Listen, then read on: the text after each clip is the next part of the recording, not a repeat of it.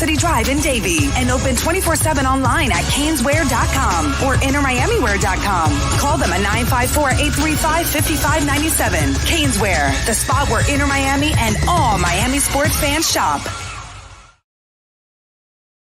Why is it that you get locked out in the worst moments of your life? Where are my car keys? Man, I can't find my house keys. In those frustrating moments, you need a locksmith you can count on. A. Lenny Locksmiths in South Florida, from Miami to Port St. Lucie. In Central Florida, A. Lenny locks it down in Orlando and Tampa Bay. Lockouts or lock changes for home or business, car key replacements, and programming all model cars. 24-hour service. Call them at 855-869-5625. Go to the website at alennylocksmith.com. Oh, I think I know what this is. Houston, we have a package. Hello? No matter where you are, the Sloman Shield home security system guards your home. With next-gen perimeter protection, 24/7 monitoring, and interior motion sensing. And right now, get a free Sloman Shield security system and doorbell camera, all professionally installed, for free. Shield your world, the Sloman Shield. When you move, you need a reliable company led by passionate folks, eager to assist its customers during a transitional process that needs to be smooth. Call Essential Moving Experts at 844-368-5750 for all your local and long-distance moving needs. You can rely on Essential Moving Experts. Mention the Big O Show and get $150 off. Family owned and operated, they offer free 30-day storage, full service moving, fully licensed, bonded, and insured. Moving was never so easy. EssentialMovingExperts.com. For over 16 years, EJDConstruction.com has provided South Florida residents quality craftsmanship, accurate project management, and exceptional service. That's why EJDConstruction.com is an A-rated member of Angie's List and the Better Business Bureau. When you're looking for the right custom home builder for additions or home remodeling, please call my friend Eric at 305-433-4843. That's 305-433-4843 for EJDConstruction.com. Welcome to Red Light Therapy, a revolutionary technology perfected by NASA to aid in muscle strengthening and recovery. Red and infrared light has the capacity to penetrate deep into the cell's mitochondria, potentially leading to increased energy, faster recovery, and the optimal performance your body demands. Train, fight, recover.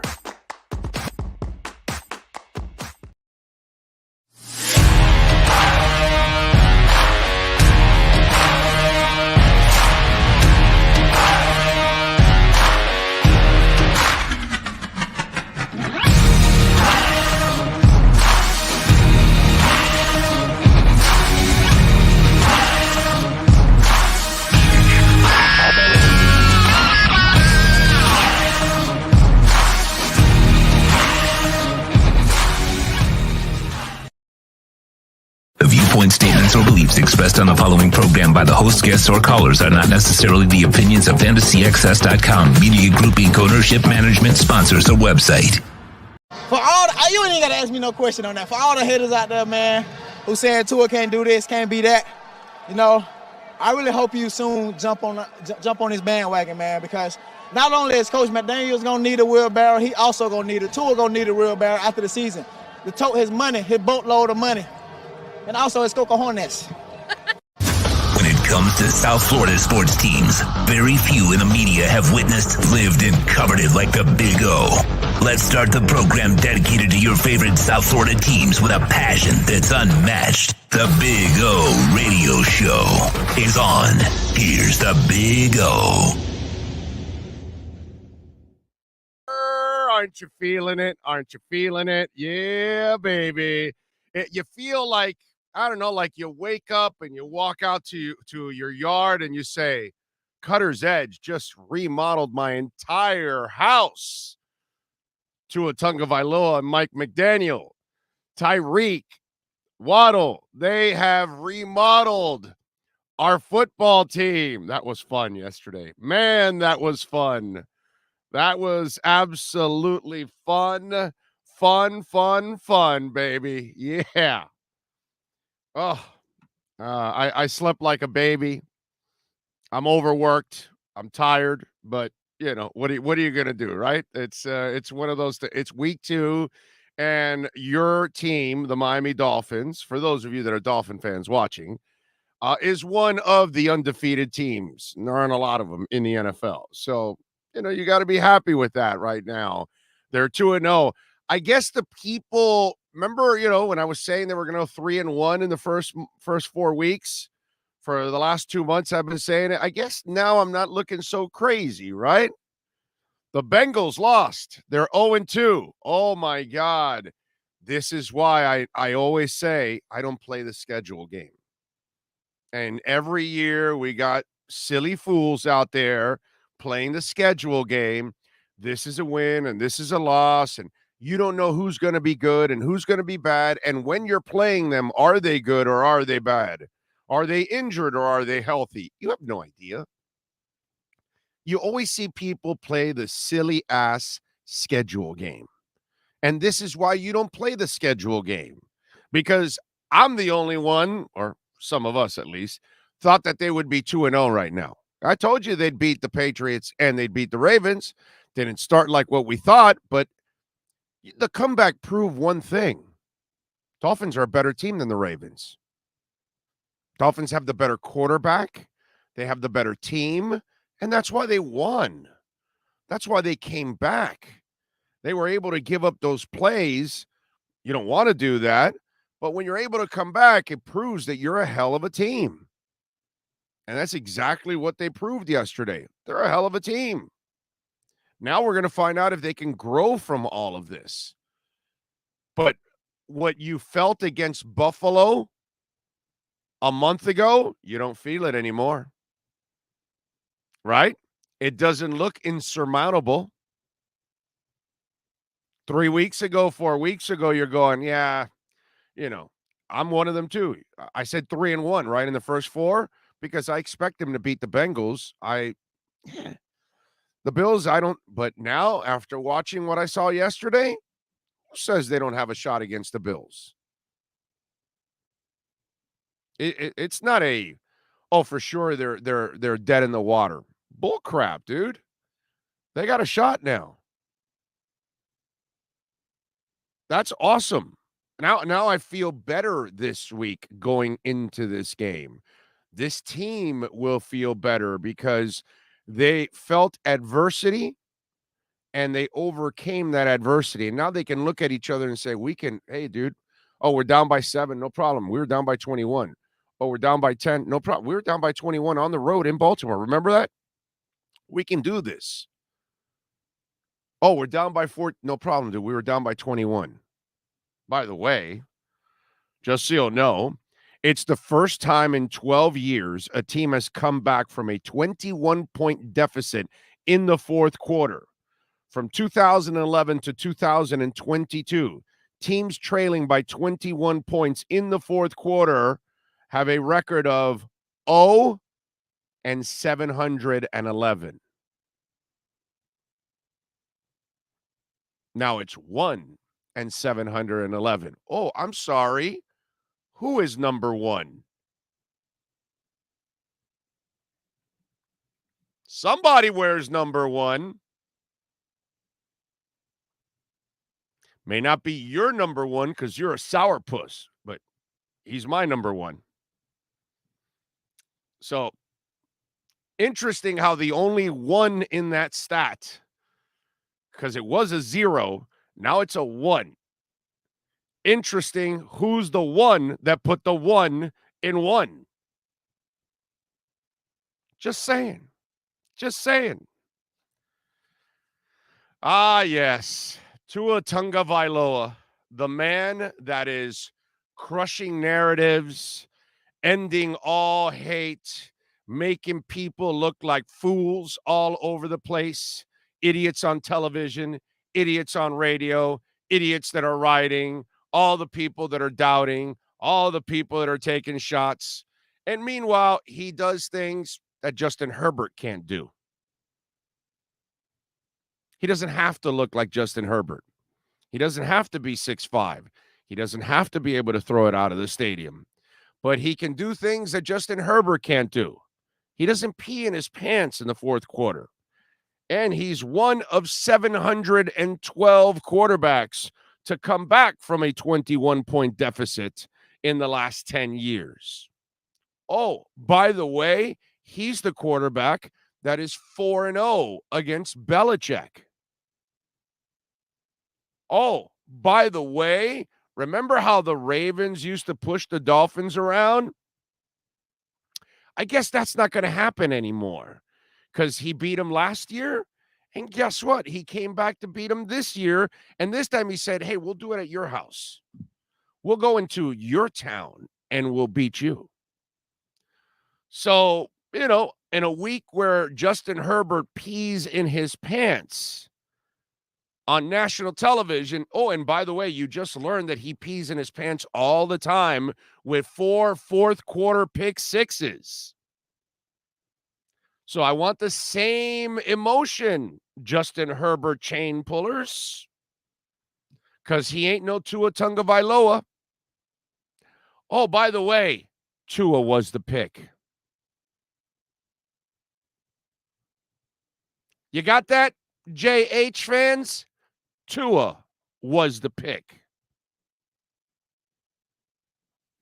You go with the pick 6. I'll go with the pick. Crushing fools. And they're all humming today, right? How many of the people across the country, locally, riding, whatever, are they coming out saying, yeah, I'm pretty wrong, huh? I doubt it. Not a lot of people are stand up and actually will take accountability. Steve Chapman, thank you, sir. Jamie Zorria, Brian Walters, already in with a sticker. Thank you, my brother. Appreciate you with the love on the super chat. Says, good morning, Big O, Sean, and the rest of the Finns fans. I'm loving watching national media do a walk back. Yeah, it is pretty effing sweet there. Leba or Liba, I'm not sure. Liba, I'll go with Liba.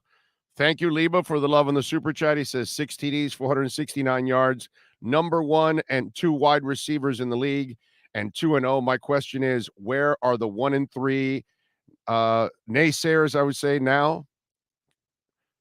Yeah, where are they? They're kind of quiet now. All those people are really, really quiet right now. They're extremely quiet right now. They're not saying a damn thing.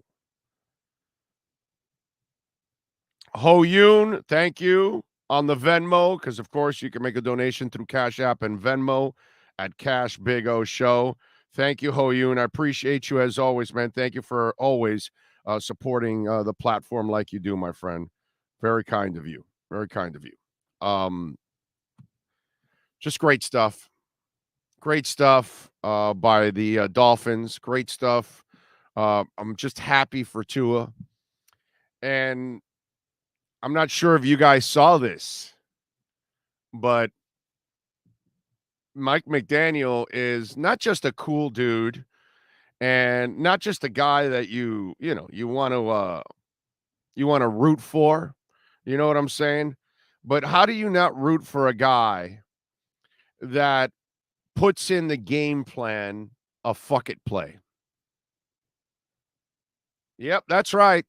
The Miami Dolphins, part of their comeback comes from a fuck it play. Yeah. Yep. You got to go to Peter King's article in SI. Well, it's not SI. What is it? NBC, right? Is that what it is? So it says Sunday night Marriott Hotel, Dolphins last meeting before facing the Ravens. I want to see us respond when we don't have the lead, McDaniel said. This is the National Football League. It happens. And believe me, fellas, there's nothing as good as silencing a crowd on the road when the clock hits 0. So Sunday afternoon, Ravens are leading 28-7. A pall over the locker room. McDaniel told his players to forget the scoreboard and just play. And whatever happens, happens. And he had faith in them to play great in the second half. Afterwards, he told me he was concerned with what he saw his players as a major adversity struck. I thought our guys were defeated, and I understood why, McDaniel told King. They had high hopes for the game, and it wasn't starting out that way. Then the fuck it play happened. Okay? Luckily, you're on this platform where I can actually just go out and say it. Okay?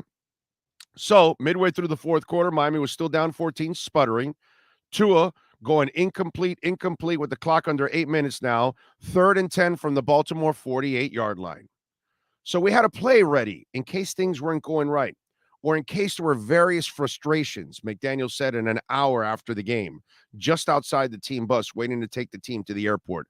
We installed a play with expletives that the quarterbacks knew as the fuck it play. Tua loved the play.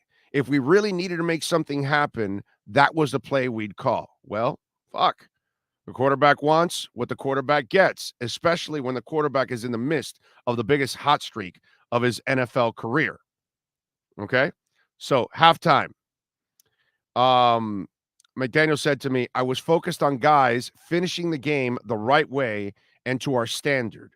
I wasn't thinking about anything, but let's score on our next possession. Finally, early in the fourth quarter, some luck. The Ravens went up 35-21 with 9 minutes to go. 4th and 1 from the Miami 40. 2 former Patriots, Landon Roberts and Trey Flowers, stoned Lamar Jackson on a run. Miami got it back at the 41-yard line. 3rd and 10, McDaniel decided to go. Fuck it.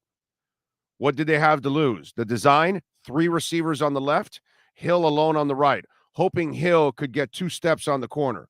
The corner, as it turned out, was an all-pro in Marcus Peters. We had talked the night before at the quarterback meeting, McDaniel said. Tua knew he liked the opportunity there. He goes, yeah, 3rd and 12, 3rd and long. I really like the fuck it play. Why?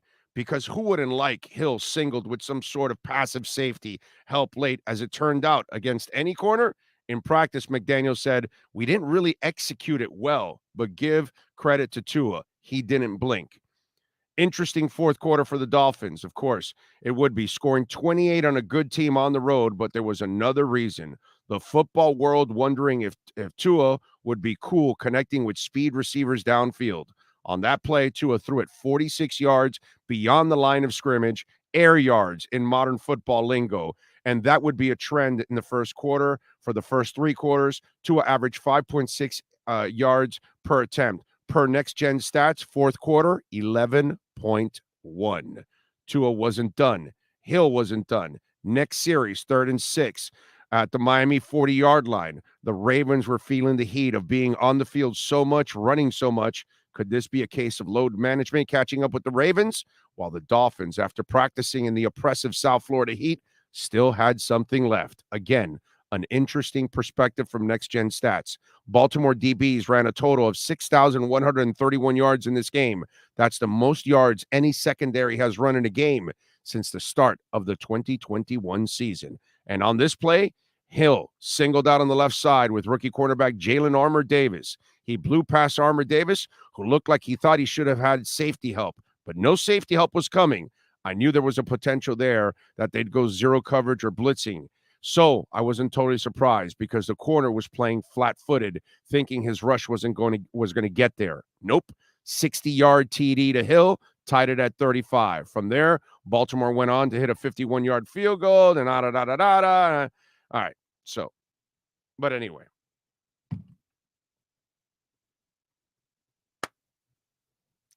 Sometimes you just got to say, fuck it. What can I tell you? So that's how cool your coach is, that he puts in a play that says, fuck it. And that's how cool your quarterback is, that he loves the play that says, fuck it. Season just gets better and better, and just this whole thing just gets better and better, and just, it's beautiful. It's just beautiful. Thank you, Peter King.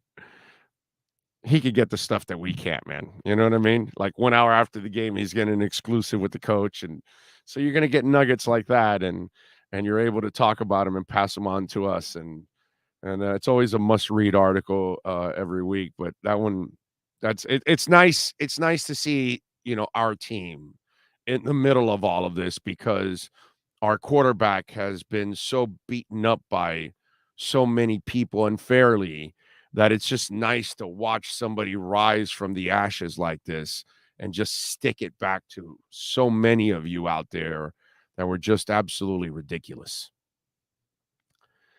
Anyway, greater good. Where are the effing noodle arm experts? Oh, those people are just, dude, in 4 days, they watched their golden boy crap in his pants. And then they watched Tua do what Herbert could never do.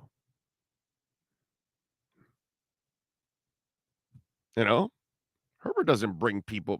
He throws pick sixes in the fourth quarter. Tua brings you back from 21 points in the fourth quarter. Herbert throws pick sixes in the fourth quarter. 4 of them in his very short career. They're all losses. So where are all you Justin Herbert people, dude? Where are you? Why aren't you standing up saying, you know what, dude, I'm wrong. I was in love with just talent, but I don't know shit about quarterbacking. Because if that's what you were looking at, you don't know shit about quarterbacking. But I get it.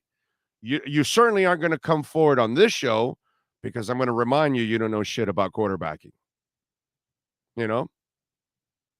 Buddy of mine, I told him yesterday, I go, bro, it's frustrating to talk football with you. And I hate it because then I sound like a snob. But what am I supposed to do if I keep hearing stuff that makes no sense whatsoever?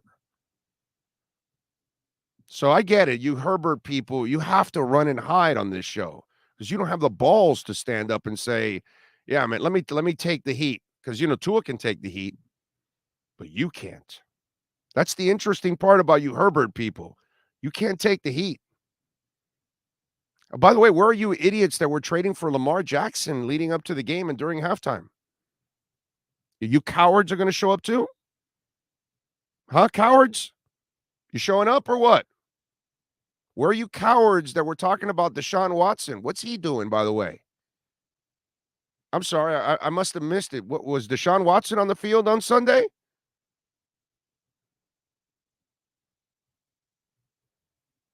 Let's go.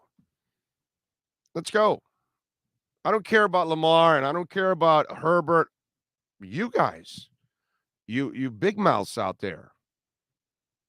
That's what I want to hear. I want to see how many of you are actually real men and women that will stand up and admit, yeah, you know what? Maybe I'm wrong here. At least say maybe I'm wrong. Okay? Because obviously Tua has not arrived. And Herbert never arrived. And that's your problem. You guys anointed a guy that had never accomplished anything. So that's why this is all so freaking sweet. Incredibly sweet. Because a bunch of you, all you do, you were just talking about it. You were bragging about a choker constantly, only because he's 6'5" and he's got a big arm. It's a beautiful thing. Yeah, Skylar Thompson should have started. Yeah, that's the other one. Okay, so we have the Lamar Jackson idiots. We have the Deshaun Watson idiots. We have the Justin Herbert idiots. And then we have start Teddy Bridgewater or Skylar Thompson.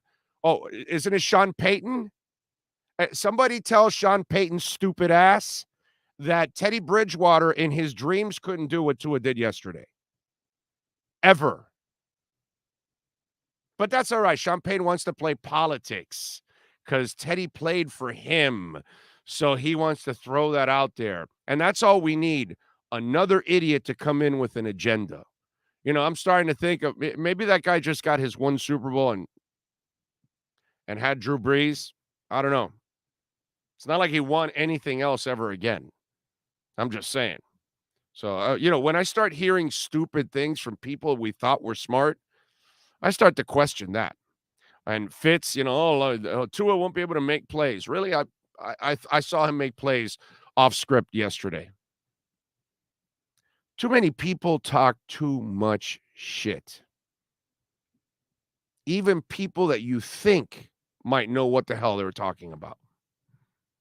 Because after all, it wasn't Sean Payton that traded for Drew Brees.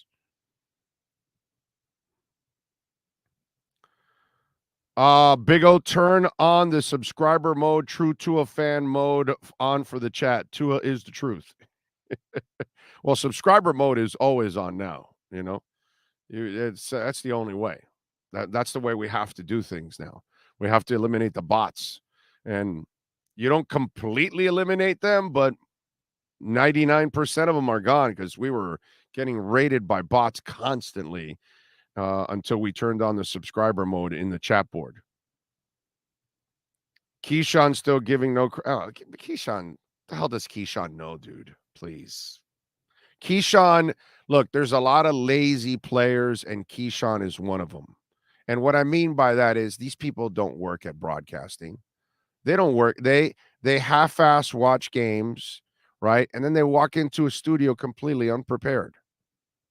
You know how many ex-athletes I've worked with that can't do my job? Can't even come close, dude. I'm sick and tired of once I see an athlete's lazy, you're done with me, bro. You're done. Dude, I've had athletes that I was doing a post-game show with them, and one day one of them didn't show up because it was a night game. And he goes, "Oh, this also is for night games?" I'm like, dude, it's a job. It's called a post-game show. So let me just remind you, Keyshawn Johnson is a lot like a lot of athletes that you see on the air. They're lazy. They don't really work at their craft. They don't really watch the games like they're supposed to. They're half-assed. They walk in and the producers throw them the stats, and that's probably what they're going off of stats, this, that, but they really don't watch the games. Just want you to know, because I've been in this business for 30 years and I know how it goes. You'll run into a lot of TV people that don't really follow the sport like they're supposed to, and the producers are the ones writing the scripts for them because the producers are the ones that really do all the work. They're the ones that actually watch the games. They're like the real, like, deep, like, fans of the sport and all that. They're the ones that know all the stats. The producers are the heart and soul, a lot of times, of a lot of broadcast entities. I know because I've been around it. I've watched it. I've watched producers do most of the work for a lot of hosts. I know because I would never allow that for myself. Sean can send me a soundbite or something or whatever, or Brandon Rodriguez or Bill or Sean or Brian Spector, any of the guys that I've had. Not one of them has ever carried our show, prepared my entire show. Never. I prepare everything myself. I watch everything myself. I take notes myself. Okay?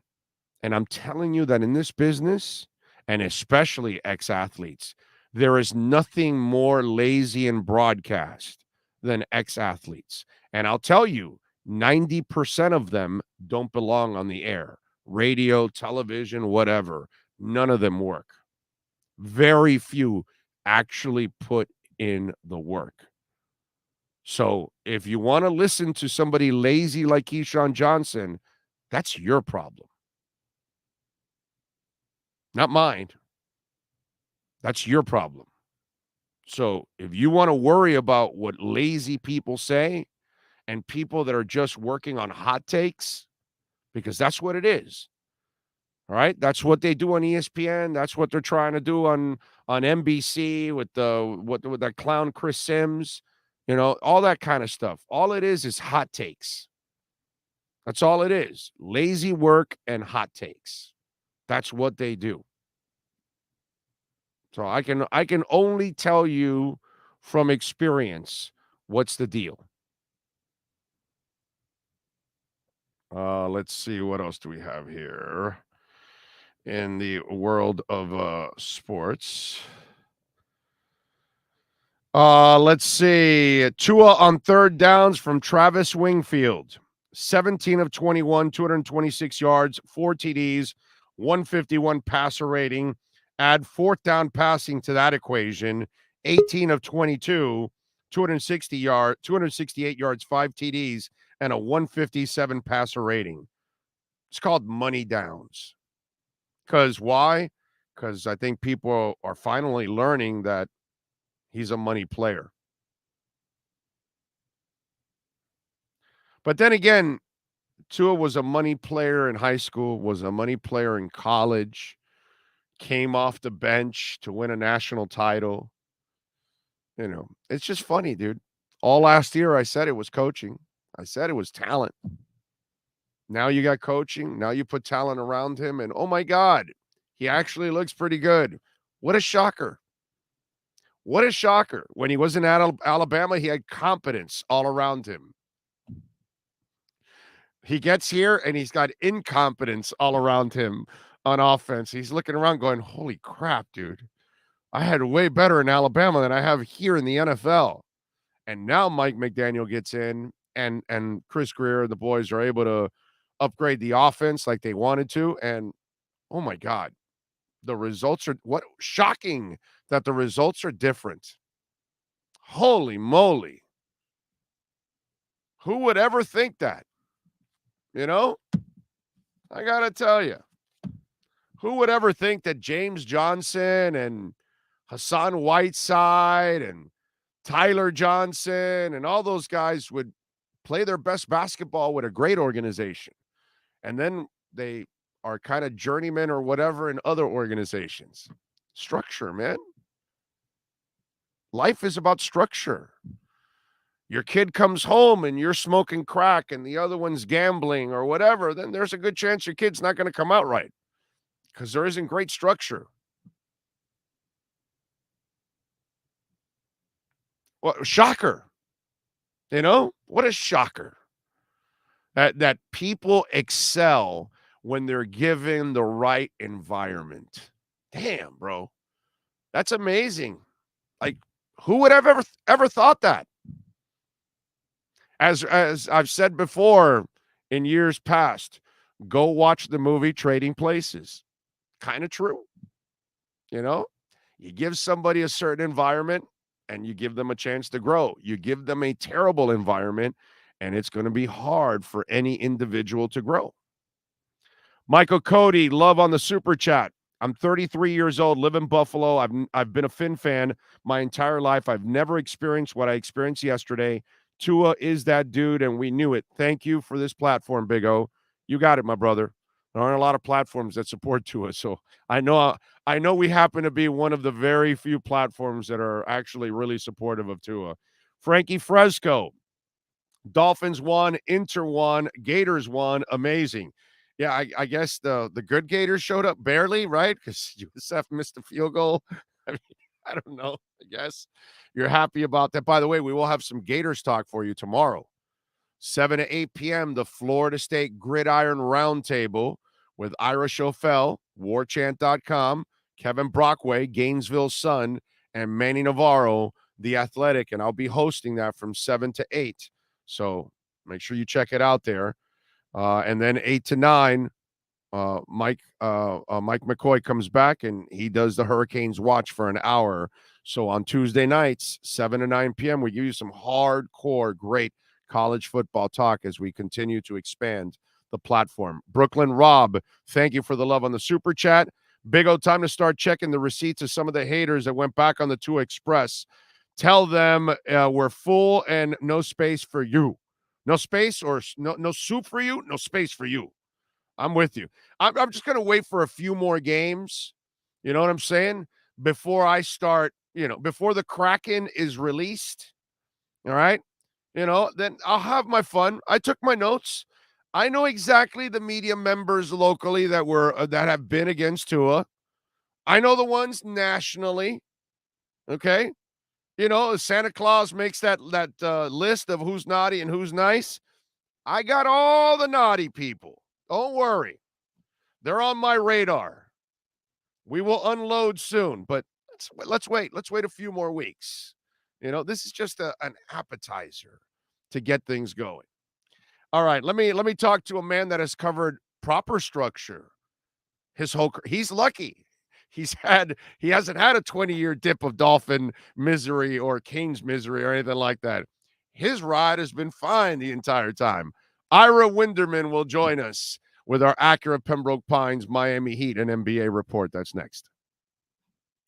Heat fans, time for the best insight of your favorite team with insider Ira Winderman, exclusively on the Big O Radio Show. It's the Acura of Pembroke Pines Miami Heat and NBA report. Here's Ira Winderman. Ira, good morning, sir. And just thoughts on the Tua performance yesterday and my conversation of structure, which you've been around it. You have a healthy experience of what proper structure helps. Yeah, there were 2 points when I was listening to my pregame show here with the sound on and the show up. First of all, the rush to judgments in sports sucks.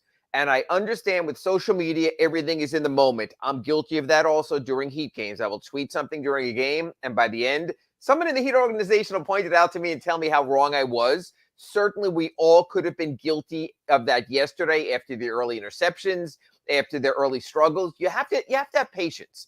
And with young players, you have to have patience, certainly sometimes through seasons, because it doesn't happen right away. And you have to sort of let that come together. That's one thing I hate about sports now. I almost wish, honestly, even you, Big O, and I know you're big into social media also, we could put the phones aside, take it all in, and then in its entirety, when it's over, give our thoughts. Because you know what? NBA games don't end till the 48th minute. NFL games don't end, as we saw yesterday, to the 60th minute. Then sit back. You don't have to be first. This whole Schefter and Woj firstism, where there's no perspective when they announce signings or trades, and you don't know why, you just know that something happened, I think is really important. The second part is you need the right fit, and it's very interesting. Now, I'm doing my Miami Heat 5-35 series, about 35 seasons with the team, and how things have changed. And I just finished writing for tomorrow. I'm going to post my Heat small forwards. And one thing I wrote about that was this. Can you imagine Jamal Mashburn if he was in Eric Spoelstra's positionless system? In other words, if a player gets to fully expose, Jamal Mashburn was with the Heat was a small forward. You get in this box, that's who you are. Now when I'm doing my Miami Heat 5-5, 5 best positions all time, so many of these guys who played for Spoelstra, I don't know what the hell position they are. What was Dwayne Wade during most of that run? What was LeBron besides the best at every position? So when you look at Tua, it's the right player at the right time. And I do agree with those who tweeted after yesterday's game, the dourness of Brian Flores. And I understand dictatorial coaches, Belichick, have thrived over the years, so there's a place for that. But it's also refreshing because you now have a guy like Mike McDaniel that enjoys it as much as you do. And you see it in him. And when you're watching the game, you're going, that guy's like me. That guy realizes this can be fun also. Well, he's also willing to be vulnerable like us. Yes, exactly. Okay? Exactly. Because Flores would not be vulnerable at all, dude. It doesn't. There was no emotion. There was no care. It was just this guy will be honest with you about what. Like the other day, Tua was honest about. It's hard for me at times to see over the line, and I had people coming out of all over the place. Well, short quarterbacks, and why would you draft a short quarterback? And it's like, dude, this has been going on for 60 years in football. Shorter quarterbacks have always had trouble seeing over the line. They use passing lanes, but this is the sad part of social media. It's like, and when you don't have the knowledge, then you go off on this tangent, and it's like, dude, relax. Tua's just being honest. Fran Tarkenton would have told you the same thing. Montana would have told you the same thing. Drew Brees, who the Dolphins wanted. Yeah, they all would have told you the same thing. It's just that's not something that's normally talked about. And McDaniel does the same thing. He talks about things that just some coaches will not ever approach, and he's willing to be open that way, and to me that endears us to him because because he's more like us. He's more Yes. like a Number human being. one. And number two, and I wrote this in my Ask Ira at sunsentinel.com this morning. I love Tua's post-game presser, how he gives credit to everyone else. And to me, that reminds me a little bit of what Bam Adebayo is or isn't with the Miami Heat. He's not the be-all, end-all. He's a little undersized also. But the other pieces around him also have to step up and work for him. Kyle Lowry didn't necessarily last year. Victor Oladipo just coming around. Because as much as we're reveling in Tua, I'm going to be honest with you, Big O, okay? Here for a second. Take away Waddle and take away Tyreek Hill yesterday. Just work with me on this. And put instead Preston Williams and Isaiah Ford. You it's lose. Not the same game. We're not, Orlando, I think you'd agree with this 1,000%. Would we be talking about Tua today if he didn't have Jalen Waddle and Tyreek Hill at his side in yesterday's game? No, we wouldn't be talking about Montana without Rice and Taylor. Exactly. It's more than one. It's a team. It's about getting the right mix and the right combination and providing, I hate war analogies, but armament to your players to be their best. That's what they do. It helps to have Swan, Stallworth, and Franco Harris.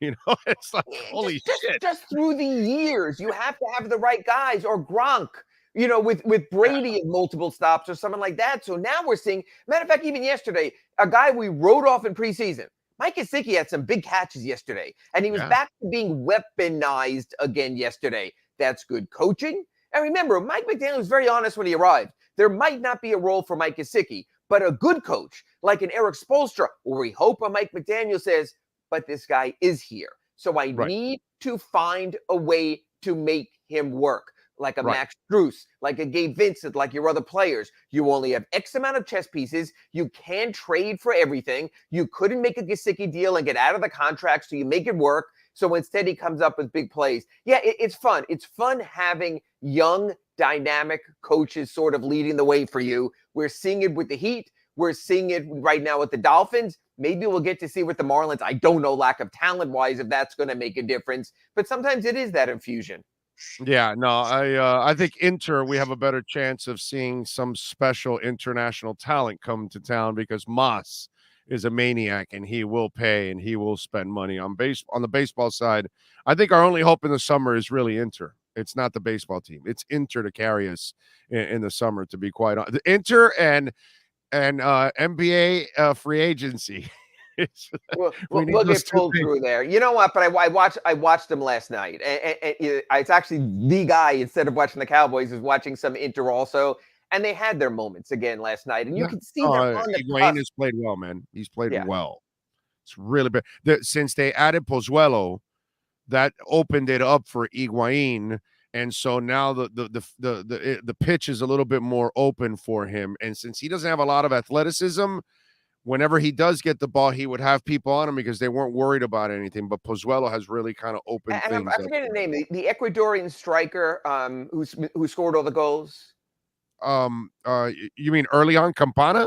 Campana. So I'm watching even Campana yesterday when they had the non-goal, when it was a very much delayed offside there. But even there, you saw Higuain move the ball to the side and give him the opening. It was called back. I didn't see the flag up for a while. But it's the little things like that. And again, that sort of goes through our whole conversation today between Tua and Bam. You need players. You need multiple players. And you don't need MSL garbage and your Breck Shays and bringing guys back who've been for 17 other MLS teams. You need to move forward. Maybe they're moving in that direction. Lassiter wouldn't have been an effective player for us when in the Fusion days if you don't have Epibe.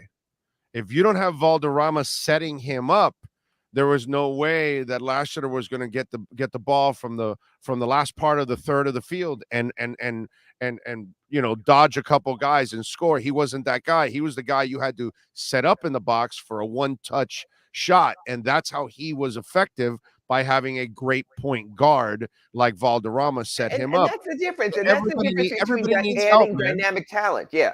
We saw it with the Dolphins with the Tyreek Hill trade. That's why we're a little bit pins and needles. And we're going to go to Heat camp next week with 13 returning players, wondering what changes it up. Is it a better Kyle Lowry? Matter of fact, I want Kyle Lowry to do his media day next Monday at FTX Arena shirtless so we could all know once and for all. I wanted to sit down there on the podium. Spo's going to speak about 9 a.m., about 10 a.m. I want Kyle to sit there, rip off the shirt, like The Rock or something, and just show us, hey, I'm here to play. I'm ready to go. And you know what? If he does that, you and I'll come on shirtless after. Okay, Big O? We got to there.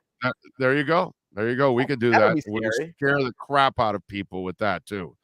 Anything on the trade front? Anybody? Because I don't hear anything, bro. Well, and here's the deal. Again, as you know, the NFL and in every sport, you want to go to camp and see what you have. And I'm getting a bunch of suggestions that that Jay Crowder clearly has become an issue. Danny Ainge addressed it last week about, not Danny Ainge rather, but the Jazz addressed it in general about Jay Crowder wanting out and all that. Actually, it was Ainge. And some people are telling me they should just trade Duncan Robinson and make that move and get a power forward. You have to wait for your best deal. The Heat have one shot at making a major deal, and it includes Duncan Robinson's tradable contract, that 16, 18 million sweet spot, 1 or 2 future first-round picks, and the young player. But it has to be the right deal. This is not the time. This is coming into camp and seeing next Monday. We'll talk about it again Wednesday on our redrecover.com Inside the Paint show, and again Friday on our Accurate Pembroke Pines report leading to that. Let's take stock of what we have. I need to see Victor Oladipo in a major role in the preseason, because for all of his optimistic Instagram posts, I need to see if he really can be something special. Again, it could come from within from this team. If you give me Kyle Lowry in NBA shape from the get-go, if you give me Victor Oladipo in any way close to what he used to be, he made huge offseason strides. We need to see that. This will not be a meaningless preseason for the Heat if Eric Spoelstra features those players. Yeah, no, that is the hope, is that you're able to improve from within. And if you can improve from within and then down the line add a Miles Turner or add somebody that can really add another dimension to your team, then things are going to get interesting. It's going to be a fun season. There's no doubt about it. We may not look at them as championship contenders right now, but there's no doubt that if people do start to remember, before you came on, I said structure is so important. Yes. For Whiteside and Johnson and Tyler Johnson, all these guys had the best success ever because they had the proper structure. Well, maybe now, the proper structure gives these guys an opportunity to really grow. And if they can add another piece, you just never know, dude. They are deep. I will say that. They do have a lot of depth, and they have a lot of players that have room to grow. And that's pretty cool. And the other problem is, I'm going to get into this with Kurt Heelan on Wednesday in the redrecover.com Inside the Paint show, is the East has depth and the East has room to grow. And the Celtics are good, and the Sixers are good, and the Bucks are still good, and the Nets have gotten better, and the Raptors can be right there. That all of a sudden, every Heat game will matter, because you know what? I think the difference between 1 and 4 last year was 2 games. I think the difference between 1 and 6, and maybe even that play-in spot at 7, is going to be awfully close. So if you go to me the early part of the season, I were a couple of stinkers, but there's still 82 games, I might tell you, hey, Big O, this season the games mean double, because the East is that good. Because the difference between 1 and being on the road in the first round of the playoffs is going to be very finite, very slim. All right, the 5 for 35 and anything else that you're working on, the Sun Sentinel. Tell them about it. All week I'm doing my positional breakdown. Some have been really easy. The first 2, Dwayne Wade, best shooting guard. Tim Hardaway, best point guard. Got interesting. Tomorrow I'm posting best small forward. Before, it was LeBron James and no one. Now Jimmy Butler, he doesn't have the championships. But you're talking about a guy who got him to 1 NBA Finals within 1 shot of an NBA Final. I think when I do my 5 at 45 years from now, we might have to look at Jimmy Butler a little bit different. Then it gets harder later in the week. Because delineating power forwards and who you want to put in. Is it Chris Bosh for the championships? Is it Udonis Haslem for his length of time here? That's going to be interesting. And you and I have debated the other one for years. Is it Shaq because of the championship he won? Is it Zoe because of a supporting role and being here that much longer? So that gets interesting. Or is it Chris Bosh because he was the center on 2 championship teams? So he does have the most important block in Heat history. So you have Danny Green in the corner, and he does also have the most important rebound. Yes. And he also has the most important assist in Heat history. So you have all of that going on. And then the end of the week, I'm going to sum up my positions with top 6 man. where all of a sudden Tyler Hero, just 3 years into his career, certainly, even for all the things that someone like a Dan Marley provided for you, you have to look at that also. So I think it'll be fun rounding it up. And then come Sunday at the Sun Sentinel, I'm going to do my all-time Heat teams, first, second, and third. So I'm looking forward to that. The next Monday will all be a media day. So I'm looking forward to that also. I'm just looking forward to see where Jim Rowinski and Craig Neal land in that list of yours. You know, I just want to know. You know, that's it. Clint Wheeler, maybe. I don't know. You know, I want to know where John Shasky. Where is he going to rank in the great? First of all, stop cutting to the core. He's a late player. God bless him. May he rest in peace. You really want an Alan Ogg mention. That's what you really want. Now we're talking the Oggster. Yes. So yes, we would chant we would chant for the Oggster in the blowouts. But I've been very careful not to forget the past, which is why I have Sherman Douglas, number 5 among my Heat all-time point guards, the general, because you can't forget about those kind of guys also. So if you look back and read the series this week, we have not forgotten who got the Heat to the point, to their takeoff point. So it's been a really fun project.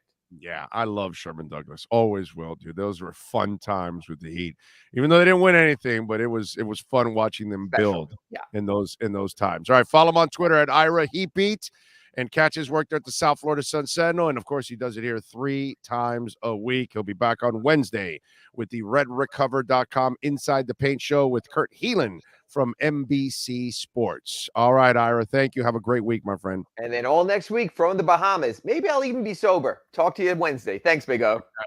There you go. Little Bahamas action. Speaking of the islands, by the way, for our friends in Puerto Rico, the Dominican Republic, our prayers. I know Puerto Rico got hit hard in a big-time way, man. So that is just absolutely sad. To hear what's going on in Puerto Rico. I know that there's a power outage in the entire island. 3 million people are without power. Taiwan got hit with 2 earthquakes, 6.8, 6.4. Alaska hit by a typhoon on the West Coast. A lot of flooding, just a lot of natural disasters going on throughout the world. And it's just sad. That's all I can say. It's absolutely sad. All right, 855-912-1056. If you want to get in on the program, that's 855-912-1056. If you want to get in on the Welt and Rayom text line, you can also reach out to us on Twitter. That's at Big O Show. By the way, Cutter's Edge, a proud sponsor of our program. And listen, you want the right makeover for your home? Well, you got to call the right people and go to cuttersedgepro.com. You call Will, you call Mike, call the great people out there. They will take care of you from landscaping to outdoor lighting, irrigation, hardscape, and artificial grass. We've got the artificial turf in the backyard for our dogs, and it is it's absolute heaven, actually, because the maintenance is so easy. Call them, 954-472-0622. Once they fix my wall, we're going to do some videos down there and show you a little bit more of what's going on. By the way, Cutter's Edge has their own radio show on 610 WIOD Sundays at noon, so you can learn about just about everything. So if you're out there also, you think you got a green thumb or you need a little help, Will's always got some great tips for you to help you out, and they are your total landscape solution. They go from lawns to landscape maintenance, from medium to large, where we're talking about corporations, big condominium, corporate parks, large commercial building complexes. They do it all in Dade, Broward, and Palm Beach counties. They've got tons of trucks. I don't know. I think it's like close to 70 trucks, roaming in Dade, Broward, and Palm Beach counties. So they do it all. And if you've got some trees you want to take down, don't go doing it yourself. It's close to power lines. It's right. You got to get up on your roof. Don't do the dangerous stuff. Call the people like Cutter's Edge. Go to cuttersedgepro.com. They'll take care of it. They're fully licensed and insured. So nothing will happen. If anything happens to somebody that is working at your home and they're not fully licensed and insured, you can get sued. Well, at Cutter's Edge Pro, they do it the right way. Call Will, call Mike. Tell them that Big O sent you. 954-472-0622 for cuttersedgepro.com. All right. A real fan wants his team to win. Tua has been through hell. How can you not feel great for him? You have to, dude. You have to feel great for Tua. I am that to me is the part that I love the most about what happened yesterday. Is that Tua, gets to exercise some demons, maybe get some of you folks off their back, that kind of stuff. So yeah, I'm with you there. Let's see. Elena Cahill. Let's see. Okay. Let's see. What else do we have? After 2 games, anyone with their eyes open can tell the Finns don't cave even when behind by 21. That is true, Miles. That is very true. Steve says they're peeing their pants, and the Tweezer trolls are probably shifting their pants too to give them Big O. We're really Miami Dolphin fans because we want to win with Tua and history and Dan Marino. By the way, really cool the way Dan supports the kid. Jay Crowder would be perfect. We've already seen it. Although he does drive me a little crazy with his threes when he's not on and he keeps shooting them. That's the one thing that I will say. Yoshi says, I watched Inter game yesterday and been watching a lot of the season. The defense gives up way too much spacing, but our offense has been much better. Yoshi, it's not a good team. You know what I mean? They're just like a bottom ringer team of the playoffs. But if they can get into the playoffs, that alone is super progress, man. Listen, if Inter gets into the playoffs, I'm just happy that they get into the playoffs. That's all I want. As a fan, that's all I want. Gilbert Martinez, thank you for the love on the super chat, my friend. Very nice of you. Thank you, sir. Appreciate that. Let me check the Cash App or Venmo here. Sean Campbell, thank you, sir, for the love on the Cash App. I appreciate you, man. Thank you. He says, Victory Monday. Yes, sir, Sean. Dude, it is absolutely a beautiful thing, man. Victory Monday. Thank you so much, as always, for supporting us. What about the O-line? Connor Williams looks like the best center in the league, and Armstead anchoring the left side and mentoring the young Bucks. Yeah. Hey, man, they gave Tua some time to pass the ball. They busted a couple of runs. They're getting better, and that was a road game against a pretty tough team. I got to give them a lot of credit, man. They fought through a lot of adversity, and I think, hey, Greg Little did a solid job. And as we talked about in the pregame show, Greg Little has got himself an opportunity to keep that job. If he kicks butt in the next 4 weeks and plays really well, I don't know why Austin Jackson will get the job back. You play the best 5 guys. I don't care where they come from. I don't care if they're undrafted. I don't care if you traded for him. I don't care if you signed him as a street free agent. I don't care if you drafted him in the 1st, in the 3rd, in the 7th round. I don't care. Play the 5 best guys. And if Greg Little's the best guy, then roll with it. And that's it. It's a shame for Austin, but you got to do what you got to do. And they gave the kid time yesterday, which was actually really, really cool. Mike McDaniel designed better play calls in the 4th quarter than Flo. Well, come on. Meta Mike, that's like saying Mother Teresa is so much better with kids than Casey Anthony. It's like, it's obvious. Yeah.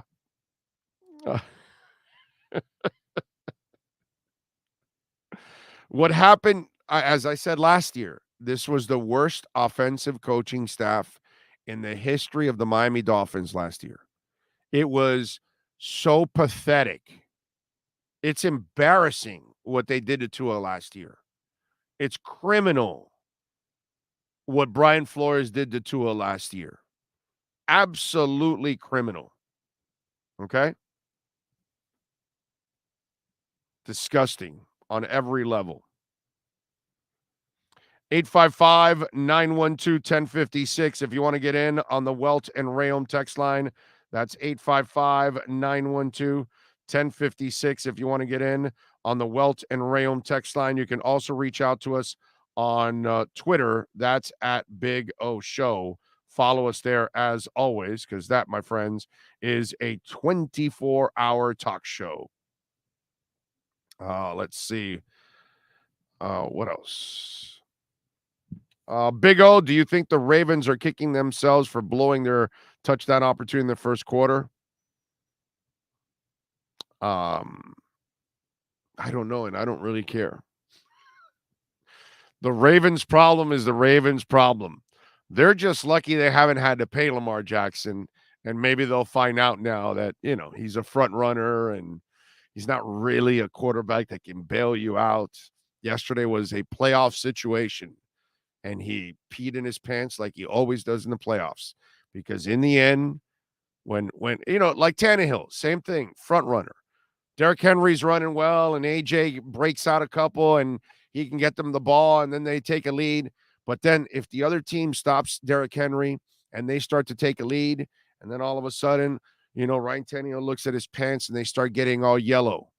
And he's like, oh, my God, I'm peeing in my pants again. And he never can bail you out in those situations. Lamar Jackson's the same thing. This is a terrific offense for the regular season. The Ravens haven't figured that out. A bunch of you out there still haven't figured that out, but I figured it out years ago. And I'm pretty sure I'm not going to end up being wrong, because yesterday was a great example. All those stats, all those numbers. Buddy, we need you now to go drive down the field and end the game, and you couldn't. And that's because you're not an elite passer. And you'll never be an elite passer. But that's all right. Don't worry about it. Let people get suckered. And I want Lamar Jackson to stay there. I hope they re-sign him. You know why? It'll be easier for the Dolphins when they get in the playoffs if they have to deal with a guy that can't really be a quarterback in the real moments. Like he fails every time in the playoffs. So the Ravens' problems are much deeper, and they really have no idea how deep their problems are. And if they're lucky, they'll get enough of these examples that they'll say, oh, we get it now. Okay, those are great stats, but you're really not a great quarterback, because this is why we fail in the playoffs all the time. Yesterday became a playoff game in the fourth quarter, and the kid couldn't do anything about it. Not a passer. Infamous Cars, thank you for the love on the super chat. Musa, haven't seen you in a while. Hamade, I'm 30 years old. These are the people I love the most. These are my favorite Dolphin fans. I haven't even read the whole thing. I'm 30 years old, never seen anything like yesterday. Last drive, when Baltimore made the field goal, I just wanted enough time on the clock because I knew Tua was going to get 7. So did I, by the way. I had no doubt in my mind. I felt the it factor. So did I. I had no problem. I was with you all the way. I knew Tua was going to drive. Now, listen, I'm the nutbag that says, what have I said, right? I'm not a phony here. Have I not said I take Tua over Herbert? In the middle of all of Herbert having his success and putting up all those fake stats, I still take Tua, didn't I? So I'm not a phony here. I'm not surprised what happened yesterday. Okay? The people that are surprised are the people that continue to doubt Tua. Just like yesterday in the press conference, I don't know who the hell asked him about, does this give you confidence or something like that? It's a silly question. People like that don't lack confidence. Tua doesn't lack confidence. Tua loves this kind of shit. He loves pressure. That's what great players, they love pressure. If you're Connor Williams, yeah, I want to prove to you I can be a center and be the best center in the league. That's what he's doing right now. Tyreek, oh, no, yeah, I'll take the money and I'll take the pressure and expectations in Miami. That's what these people want, dude. That's what Layla Ali wants to do. That's what Serena Williams wants to do. That's what Steffi Graf wants to do. Doesn't matter the sex. Doesn't matter the sport. Great players are great players. They eat this stuff. They want to be in the championship game. They want to be at the free throw line to decide the game. They want to take that big shot from the elbow. They want to be at the plate with a man on second and the game is tied in the bottom of the ninth. You bet your ass that a great player wants to be put in that position. They don't lack confidence. And I said it yesterday. When you're asking Tua about confidence, it's because you lack confidence. When you sit there and go, oh, I'm surprised Tua played this way, it's because you didn't want to believe in the kid. It's because you didn't want to believe what you saw in college that he can do it in the NFL. That's the problem. Because you already convinced yourself he's too short, he has a noodle arm, he can't play, he's whatever, he's lazy. What else? Oh, he plays too much golf. All the stupid things that has been talked about for 2 years. And you've convinced yourself of that. You convince yourself that he lacks confidence. You convince yourself that he's not good enough. You convince yourself that he can't play like that. Not him. You. Stop blaming. You know, it's like the fan that has unrealistic expectations, right? And then, you know, you say, well, dude, Inter Miami is supposed to win the MLS Cup this year. That's how you started the season. So now Inter Miami is struggling to make a playoff. They're right there. But if they don't make even the playoffs, you're pissed at Inter Miami because you thought they should win the MLS Cup. When the reality is they were never really talented enough to win the MLS Cup. They would be lucky to just get into the playoffs. But your unrealistic expectations now has created a controversy in your mind. It's not reality, but it's in your mind. And so now you're in a controversy. Oh my God, I'm surprised with Tua. Of course you're surprised because you didn't have any confidence because you didn't believe in the kid. Oh, Tua, does this win give you confidence? He's in the NFL. You think that guy doesn't lack any confidence. All he's had is people shit on him the entire time. Owners scheme behind his back or in front of his back or in front of his chest or in front of his face. A head coach that basically told him he didn't want him and wanted, an alleged rapist instead. And you think he lacks confidence? Meanwhile, he lines up every week, doesn't point fingers, tough as nails, doesn't complain ever. Shit. It's your fault. Don't blame him for your lack of knowledge or your lack of faith. That's all. Either or, knowledge or faith, one of the two. That's why you've come up with all this crap in your mind. That's why you came up with the crap in the first place, that he had a noodle arm, that he can't play, that he's lazy, and all that. So you talked yourself into a bunch of lies, and you continue to do it. Way to go. 855-912-1056. That's 855-912-1056 if you want to get in on the Welt and Rayom text line. 1 hour down. We got 2 more to go. At 11:30, Alan Poupart will be joining us with our EJDconstruction.com Miami Dolphins report, and Andy Behrens will also stop by at noon, and he will answer your fantasy football questions. So send in your fantasy football questions to our text line. It'll get lost on the chat board of YouTube. But if you send it in on the text line, I can get them there a lot easier. So if you have any questions, maybe you have players in tonight's games or something like that, send them in for Andy there at 855-912-1056. And appreciate it as always. Infamous cars, or is this Linfamous? Linfamous cars. Okay. I was at the game yesterday. Wow, what an experience. Tua really had control of his team after his 2 interceptions. Once the Ravens turned over or on downs, being up 21 points changed the energy in that stadium. Amen. Amen. It was a lot of fun to watch, man. And way to go, my brother. Thank you for supporting us. Linfamous Cars. Is that like legendary limousines? I don't know. I don't know what that means. Linfamous Cars.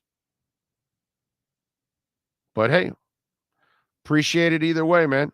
Thank you. There isn't a secondary in the NFL that can cover Tyreek and Waddle. All comes down to pass protection like Tua had yesterday. Great job by the line, giving Tua time. Yep, I agree. I agree. The line did a really nice job overall yesterday, and that was huge. Hopefully, they'll continue to do the same throughout. That will be awesome. Robert Triana, thank you for the love on Venmo. Remember, you can always make a donation through Cash App or Venmo because we get the whole donation there at Cash Big O Show. That's Cash Big O Show. Robert says, he's in Naples, by the way. Great weekend for us, brother. What a game. Let's enjoy this. Also enjoy my 31st day of sobriety. Thanks again. Wow. Congratulations, Robert. Keep it going, my friend.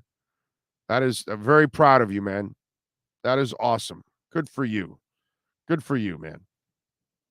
Thank you as always for support. Thank you all for what you guys do for Sean, myself, Chad, also, who's also new to the family and going to be a big part of our family as we continue to grow here. So I appreciate all of you out there. Oh, can we talk on the Alec Ingold and his blocking? Why? What happened? You didn't like his blocking or something? I don't know. No, I think he's referring to the play where Ingold took out 2 Ravens to get the guy on the outside. We've been highlighting a lot of. Yeah. Hey, by the way, good things happen to people that are on our show the week leading into the game. I'm just saying. Good things happen. And Alec Ingold, yeah, that was fun, dude. That was fun. He's a good player. He's a good player. TD Foolish Talk has no credibility. Huh? I don't know what that means. Tua standing up to Flores last season is a sign of his character. Flores was a psychopath. The problem with Flores is the same thing that happened with McDaniel and the same thing that happened with Patricia. These idiots think that they're Belichick when they leave the nest. And they have to get humbled and understand you're a nobody when you leave the nest. And McDaniel comes here as humble as it gets. What does he constantly say? I'm here to service and coach a group of people. I am here to make sure that they have success. He looks at it in a selfless approach. And that's the difference. Brother, when you're Shula and you're Belichick and you're Chuck Noll and you're, whatever, Bill Walsh, and you're, you get to a point that you've earned some real stature. Okay, maybe you can be a jerk and people have to take it. But if you're not proven, you just can't act that way. And that's what happens with these guys. And it's all of them. Every one of them are a horse's ass every time. And that's why they get fired. But McDaniel comes in like a freaking human being. He's just as vulnerable as the rest of us. Hell, speaking of Robert Triana, Robert, here's a guy that also had an alcohol issue. Mike McDaniel's very open. Robert Triana, I love you, brother. God bless you, man. You don't have to tell us that. And you shared that with us. And what are we going to do? We're going to support you on that, right? So McDaniel, there he is telling you that, I don't know, whatever he is, 15 years sober or something, 12 years sober or something like that. But he had an alcohol issue. So here's a guy that is vulnerable and tells you and you know what? Tua last week was vulnerable and honest about what short quarterbacks go through. And yet it's taken the wrong way. There's something to what's developing here, and it's pretty cool. How do you not? How can That to me is the part about the whole Tua thing that frustrates me more than anything else. Like, this is the kind of dude you want to succeed. How do you not want to root for this? And then the more you see of McDaniel, my God, how do you not want to root for this? He's got a personality. He's a human being. He has plays called fuck it. I mean, come on. How do you not want this guy? What time is his press conference today, Sean? I don't even know. 4? 3? Make your mind up. What is it, 3 or 4? 4:30. Oh, I got it now. Okay. All right. All right, 4:30. I wonder if we should go back today. What do you guys think? Should I come back on around 4:15, 4:20, and then 4:20? Right?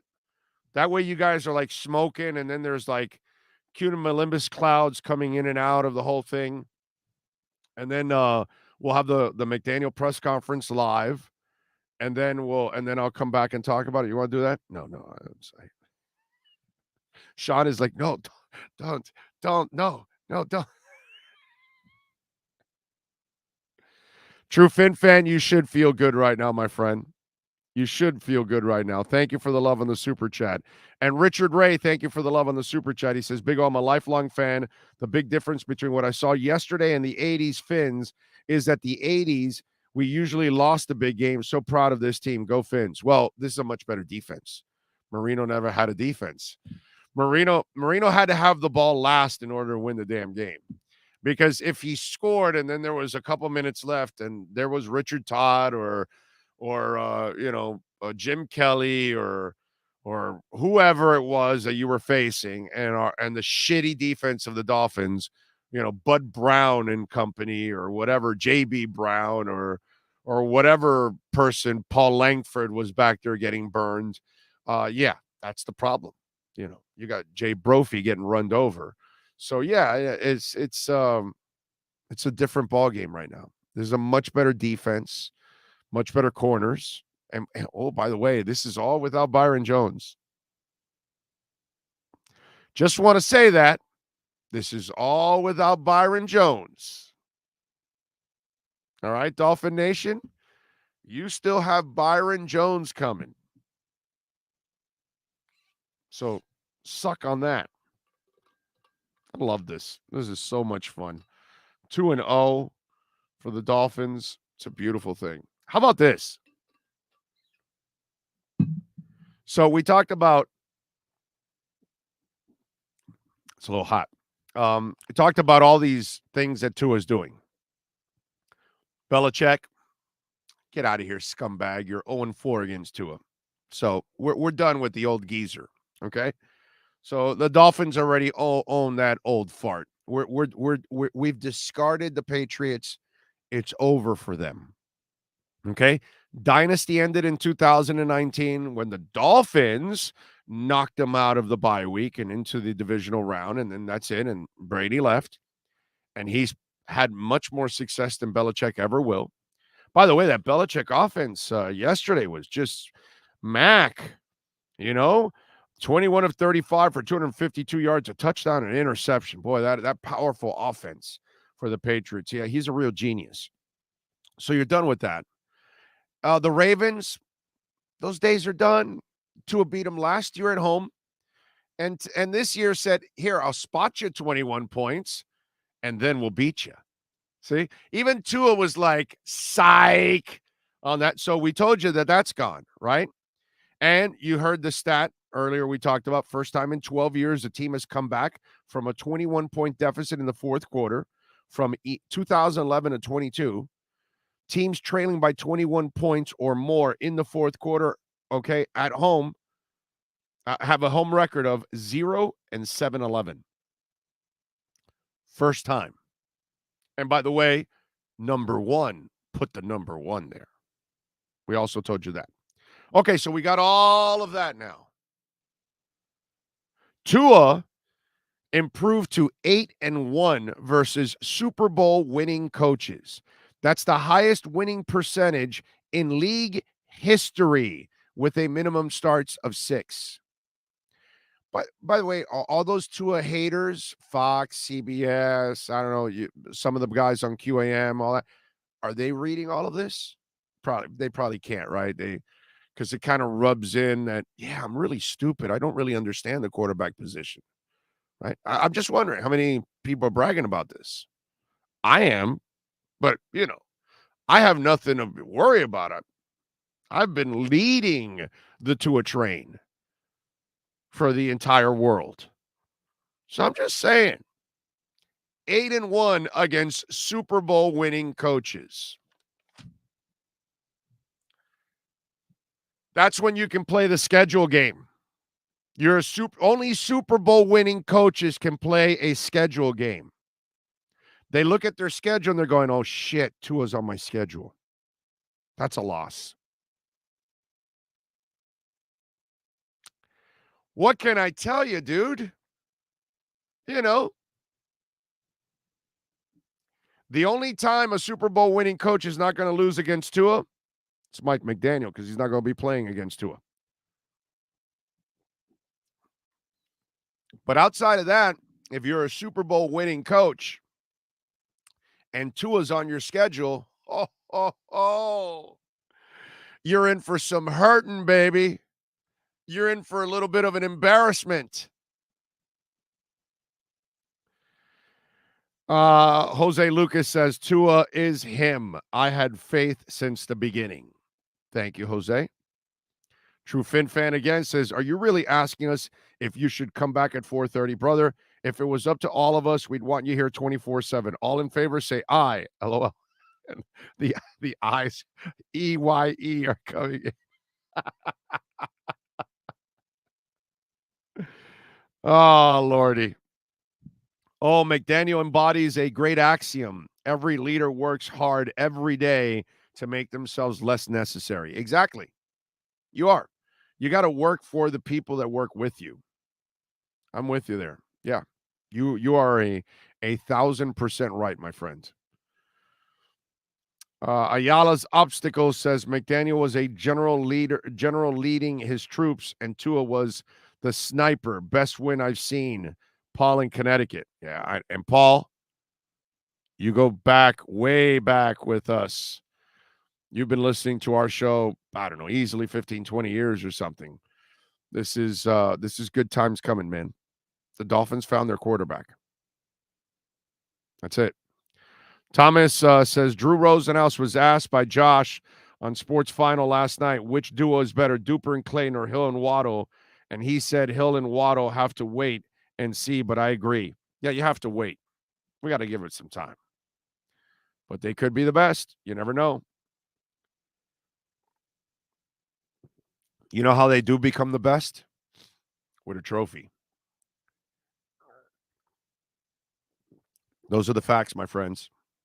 You get that trophy, and then you got a chance.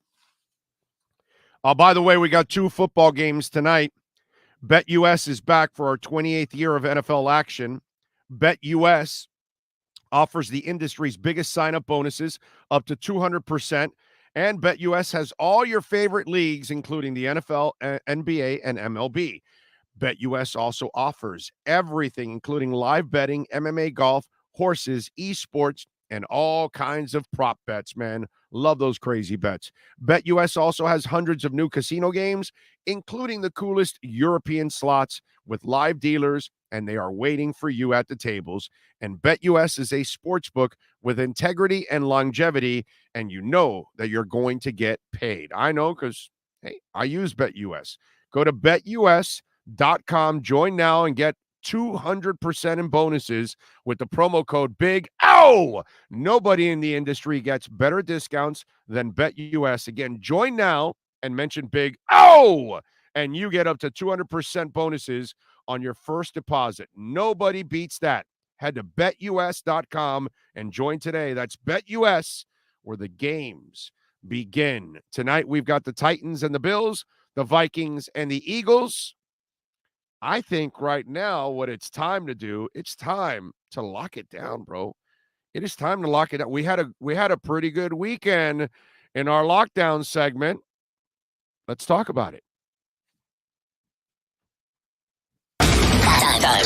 Time to lock it down. The Lockdown is brought to you by ALennyLocksmith.com. Services in South Florida from Miami to Port St. Lucie. In Central Florida, ALennyLocksmith.com locks it down in Orlando and Tampa Bay. Here's the Big O to tell you what needs to be locked down. Beautiful thing. Let's find out what needs to be locked down. Well, we told you we had 3 bets over the weekend, just in case you didn't listen to Sunday, but we lost the Canes game, unfortunately. That one was disappointing. We took the 6.5 points, but they won. Plus, if they hit their field goals, we would have gotten it, but whatever. It is what it is. So we lost that one, but we gave you the Dolphins plus 3.5. We won that one because they won 42-30. We didn't need the stinking points from those crappy-ass Ravens. The Dolphins own their ass. And then we also told you Bucks -3. I got it at 2.5 because I bet it early, but it went up to 3 with that whole thing that came out with Jameis Winston. But I said lay the points. They won 20-10. Boom. And so now we're 36-25-2 against the number in our A. Lenny lockdown segment. But just for the hell of it, you remember this, Sean? I don't know if you remember this. I bet it, but I didn't use it as one of my things. Didn't I tell you that I was leaning to the Packers -9.5? That they always kill the Bears? 27-10 last night. I was really happy. So personally for me, I had a really, really good NFL weekend overall. 3-0 on my NFL weekend. But no, in your case, it's only 2-0. So 36-25-2 against the number in our ALennyLocksmith.com lockdown segment. So tonight, we've got 2 games. One at 7:15, ESPN, Titans and Bills. It is Tannehill versus Josh Allen. Now, the Bills are favored by 10 at home against the Titans. The over and under is 48. Titans are plus 360 on the money line, and the Bills are heavy favorites, brother. Not just -10. They are -450 on the money line. This is a lot of points. If Derrick Henry can come in there and run the ball, maybe they got a shot at keeping it close, but it's so many. Look, there's no way Tannehill is going in there to light them up, so I'm not worried about that part. But I as much as I would love to see that because we need the Bills to lose. Although, you know what? Now I'm thinking about this. Let the Bills win. Let the Dolphins hand them the first loss. That'll be even better, right? It'll look a lot nicer that way. But I expect the Bills to win, but the 10 points is just a little too much. The over and under 48 is also something I'm not comfortable with. I'm not touching this Titans-Bills game. Vikings are at the Eagles. I think the Eagles are a little bit overrated by some out there. They're favored by 2.5 at home against the Vikings. The over and under is 50. I think there will be a lot of points on this game. I'm going to take the dog here on the road. I'm going to take the Vikings plus 2.5. I'm not a Kirk Cousins guy, but I don't necessarily think the Eagles are any great shakes. And the Vikings have enough of an offense that they can cause some real problems for the Eagles tonight. And not only that, I think they can win this game. So either the Vikings win an incredibly close game or lose an incredibly close game or win this game outright. I'm going Vikings plus 2.5 in our ALennyLocksmith.com lockdown segment. And remember, if you get locked out of your home, you get locked out of your car, you call the great people at ALennyLocksmith.com. 855-869-5625. That's 855-869-5625. If you want to reach out to them from Dade all the way up to Palm Beach County, even in Port St. Lucie, they'll help you out. And in Tampa and Orlando, we've got offices there. We've also got an office in Phoenix, Arizona. So for those of you out there, please support the great people that support our program and our platform, ALennyLocksmith.com. You get locked out. Or if you just need spare keys, they can make them for you, and they can program those car keys too. ALennyLocksmith.com. All right. The Lockdown is brought brought to you by ALennyLocksmith.com. Lockouts or lock changes for home or business. Car key replacements and programming. All model cars. 24-hour service. Call them anywhere in South Florida at 855-869-5625. Go to the website at ALennyLocksmith.com, where we lock it down. Is set to join us here at the bottom of the hour. So we'll talk a little Dolphins with Alan. Appreciate you all out there. The draft day trade with San Francisco in 2021 looks better daily. Well, here's what also looks better. The 2020 draft already. Can we stop with that bullshit already? If Tua hits, that's it. That's all that matters. You hit on Raekwon, you hit on Brandon Jones. I think Austin Jackson actually was turning the corner to become a serviceable player. Iggy is the one that kind of looks like a bust. But if you hit on Tua, that's all that really matters. Doesn't really matter Raekwon or Brandon. That's just that's a bonus. But once you hit on Tua, you're good. Remember, Justin Herbert fans, Tua was the pick. Your guy's a pick 6. That's all I got to say. Greater Good says, be nice to Omar Kelly. He's still reluctantly wearing himself from the Brian Flores. You're bad. Eugene says, Big O, I'm feeling good. Knowles, only team in Florida, undefeated and Fins. Yeah, but that Florida State. And stop with the white helmets already, Florida State. The hell are you doing, bro? You don't need to wear white helmets. Your gold helmet is badass. Why are we changing traditions? Per ESPN yesterday was the first time the Fins beat the Ravens in Baltimore since 97. Well, that's a stat that was out there. It wasn't really ESPN. Before Tua was born, however, Herbert was already throwing 50-yard passes, even though he wasn't born yet either. Well, that is true. Great article by Poop. We got to get him. We're going to get him over on our side eventually. You know? We'll get him over. He'll be on with us in 3 minutes. Yes, sir. I know we're talking football, but there's a report from Shams Charania. The NBA and the NBPA is going to lower the age to 18. So they're back to the high school straight to NBA. So we'll see how that affects college basketball. I know we're talking football today, but wanted to get that out college there. Basketball it doesn't affect college basketball at all. College basketball is over. Yeah, but now you're not even going to get the one going for NIL. If they can go get money in the NBA, they're not even, at least with the NIL money, you might get a couple to go. But now, that's it.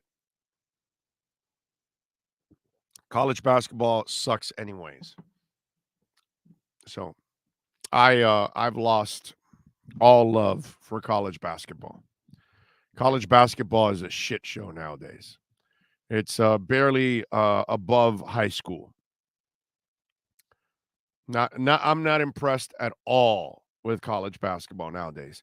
Now I really look at it like such a minor league sport. You know, I look at it like high school, which, high school sports don't really do much for me. I'm sorry, I'm not one of those people. Oh my God, we got to talk high school sports. Nah, it's never been my thing. It's just not something that interests me. I think high school sports are interesting to people who have kids.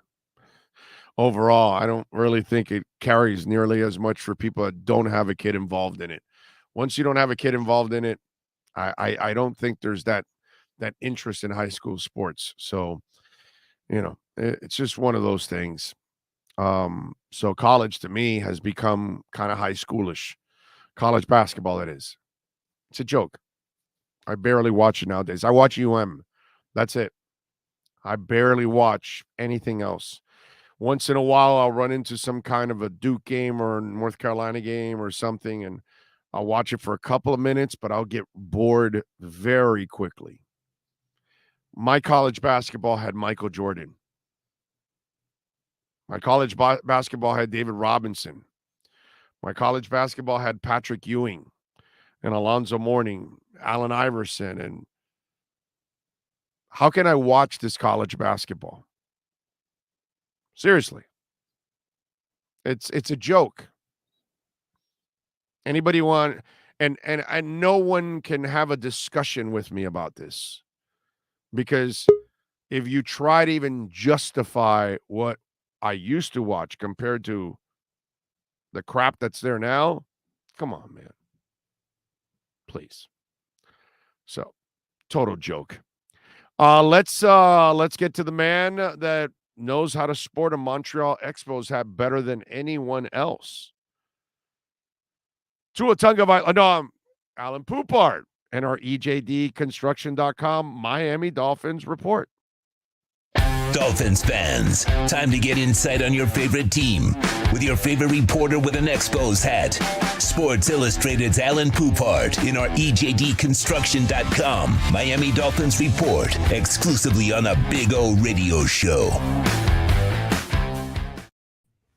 You know, all I can think of right now with you is History of the World, Part 1, and the Inquisition.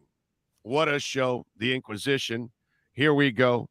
We know you're wishing that we go away, but the Inquisition's here, and it's here to stay. So will you convert? Or are you going to tell me, no, no, no, no? Define convert. Tua had a great game. Fabulous performance out there. Define convert. Are you a believer yet? Am I a believer in what? That he can produce given the right circumstances? I've already told you. That always he can be told a you that. franchise quarterback. Jury's still out. Okay. In my book. Okay, that's fine. Because you know I'm there. I've been there. I know that. Let's put it this way. I have a checklist that was one item crossed off. Yes. That was without question. Hell of an item crossed off. It's funny, right? Because he does something that hasn't been done in over 711 times in the last 10 years, right? It's the whole team. This is where this annoys me. He didn't win the game by himself. You just said he did something that the Dolphins had done something that hadn't been done. Come on, man. I get that, but when they're losing, it's all on him too. No, that's not true.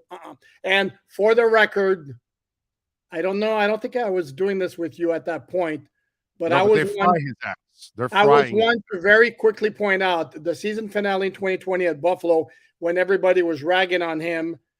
I pointed out very clearly and in writing and verbally that his receivers were horrible that day, that he basically it was a complete team loss. So no, it wasn't always all on him when they lost. That's just but I'm not saying you blame on him.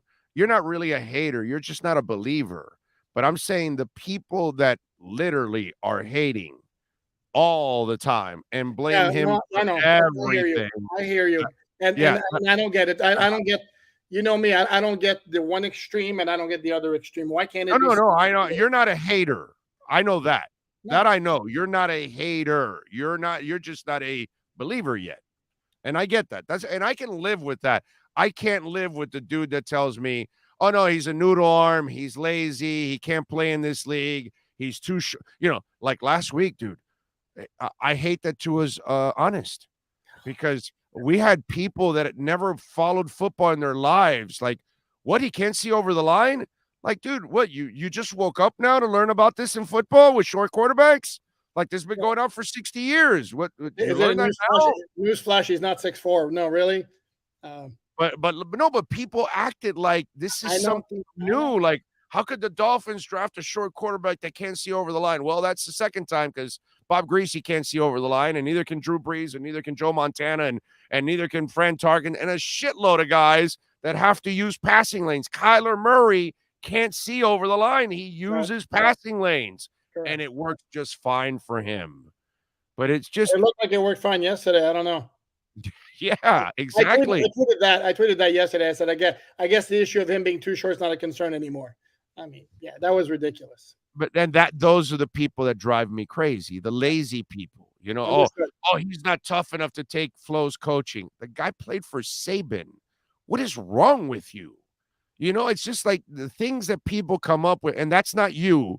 And I love that about you, that you're not that guy that creates all this crap just to go against the kid. You know what I mean? To create some kind of a controversy. And listen, it's more than fair for anybody to say that was awesome.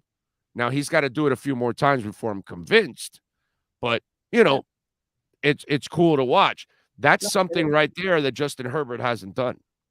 And yet he was anointed the second coming already by a lot of people. Can we not go there with the comparisons? I mean, come on. I'm just saying. Let's make this about Tua and let's not go into comparisons. No, I know one's a much better quarterback. I get that. We don't need. Why are we going to get into that? I mean, one guy has four fourth quarter pick sixes and all losses. I'll let you one. The other guy, the other guy only has one in a win. You know, I'll let you. It's your day, Big O. I'll let you have it. That's not. You know, that's not. But I would hope, Big O, you know football well enough. You're not going to sit here and tell me that pick six at Kansas City Thursday night was on Herbert. Come on now. Come on. Watch the route, and Everett's completely gassed. He's going like this, and he basically runs the route where he has position. And he should know not to go to the guy. And he had position.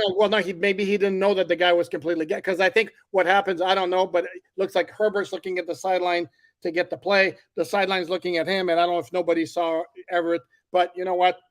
That's the Chargers and the Chiefs. We should be talking Dolphins here. No, but listen, this great win. Any kind of Herbert crumbling is fine to talk about here on the show. Okay, it's all good. It's all good. You know, when I watch Herbert crumble, there's nothing wrong with that. You know what I'm saying? So it's all good. All right. Did you read about the fuck it play? You have the fastest wide receiver in the NFL, and you have a fuck it play where go ahead, Tyreek, go deep. I mean, no, but that's pretty cool that, you know, that they. But it's kind of like, I mean, I don't want to poo-poo on the moment, but like, no shit, Sherlock. I mean, if they don't send that guy deep once or twice a game, especially if you're going to play against a crap ass secondary like Baltimore showed yesterday, I think you're doing something wrong. You know, it was a great play and all that at a big moment.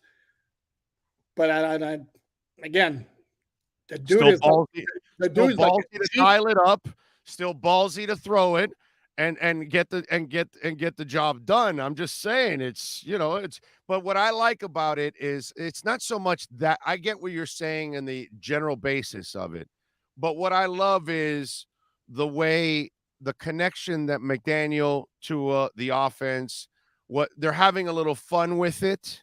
You know what I'm saying? But with the name, with the idea of it, the fact that Tua also liked the play, according to Peter King in that article that McDaniel was telling him that he likes that play in a 3rd and 10 and 3rd and 12, those kind of things. So for me, it's all the other stuff of the periphery of that story, not necessarily the basics of that play. Obviously, you've got Tyreek and Waddle. You've got to test every secondary in the world with those guys because they can bust any secondary in the world. So I get that, but just the fact that he calls it that and has it as a scapegoat type of plan there for break glass emergency type situations, I kind of like it. I think it's pretty. No, I like it too, and it's like, to me, it's again, it boggles the mind. Not even so much that one, that the other one, the 60-yarder, where, oops, the Ravens forgot they were supposed to send deep safety help behind their rookie cornerback, and then Hill just basically runs right by him, and the corner's like, okay, go right ahead. But again, and then on the 48-yarder too, is like, if it's not there, obviously there's other options in the play, and it would just so happen that, again, Hill is a cheat code, and he got himself open very easily on that play as well. And I watched this throughout training camp, and part of me was like, yeah, it's training camp. You don't know what the defense is doing, if whatever. But Hill and Waddle, they were wide open the entire training camp, and in the first 2 games of the season, nobody can cover them. Yeah, no, you can't cover. You can't, especially Hill. You cannot cover that guy. Yep. There is no way you're staying with that guy. That's one thing I never realized it until we saw it in practice. Like, holy crap. You know what I'm saying? It's like, wow, what's going on here? And did you notice how much Cater played? Yeah, actually, no, I actually did the weekly snap count observations, and it was very interesting to me. Like the three cornerbacks opposite X, like kind of played the same amount of Cater, Nick Needham, and Keon Crossan, but none of them played like anywhere near a full game. So I don't know. And I'm surprised how much he's. This was an important game on the road, and he played a lot. And so I was just impressed that they're fearless about giving young people responsibility if they've earned it. You know what I'm saying? Which is pretty cool. You know, that's pretty cool. That's a great message for the locker room. Like, we don't give a shit who you are. If you play, you're going to get on the field. And I was really impressed with that with Cater yesterday, getting that much playing time and watching him out there on the field. I thought that was pretty cool. No, the kid absolutely flat out can play. Again, he had the one bad play where he grabbed Andrews' jersey, but let's not get actually play better next on the other side. You're dealing with a Pro Bowl monster in Mark Andrews, bro. I mean, you know, like some guy was complaining about getting burned by Mark, and I said, dude, that's not a schmuck playing tight end. That's a Pro Bowl tight end. Those people aren't easy to cover. That's why they are what they are. They're going to get some passes, man. It is what it is. And the other team gets paid too. What's that? The other team gets paid too. Yeah. For you, what else? What stood out for you on the McDaniel front? Because everybody was talking about McDaniel's all fun and games and jokes and all that stuff. Oh, yeah. Well, let's see when the crap hits the fan and how his team responds. Well, halftime, the crap couldn't have been bigger on that fan. And my brother, they responded for him, and they responded for themselves too. But I'm just saying, if you were wondering about that, you got an answer, right? Yeah, kept going and going and going. When they had so many opportunities where there were plays that were demoralizing. I mean, a 79-yard run by Lamar Jackson at the end of the third quarter makes it 35-14. And that was like a 3rd and 2, if I remember correctly. So you have a chance to stop them, and whoops, 5 seconds later than the other end zone. Now you're looking at another 21-point deficit. They just keep coming and keep coming. And I love the cojones on the guy. Again, he went for it on 4th and 1. Deep in his own territory. It was a 35-yard line, I believe it was, and had Ingold take the snap. Love that. I mean, it's like you're going to make it so much more often than you don't. And this notion of you can't go on 4th and 1 in your own territory. You can't give away possessions in the NFL. You don't. Right. And it's going to backfire. Yeah, one time it's going to go for it on 4th and 1 from his 35, and they're going to get stuffed. And it's not the end of the world, because you're going to gain over the course of a season a lot more possessions than giving away a short field like that. So right. Well, the Ravens gave up a short field on 4th down also when Landon and who else stuffed Lamar? Trey Flowers. Yeah, Trey Flowers. And so you gave the Dolphins a short field right there, and those are chances you have to take. And I know you're a draft guy, so I don't know if you watched this game specifically. Did you watch the game? I saw some of it. Like, oh my Lord, was that depressing to watch? I think I saw most of the first half. It was.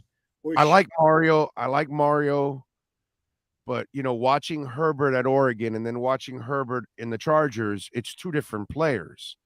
And at times, I thought, as much as I like Mario and I love the discipline and the endless recruiting and the work ethic and all that stuff, and in the knowledge of football, it's all there. But he has a conservative quality to him. Mm-hmm. And that's, McDaniel doesn't, he'll take chances. And so I'm looking at one coach in the pros. I'm looking at one coach in college. And if there's one thing that I would suggest to Mario Cristobal is, my brother, you better be a little less conservative, because in this game, like you had a great line. You can't give away possessions. And when you're settling for field goals, we saw that with the late Sperano. That's just not. If you want to look at Lamar. Lamar was great front running.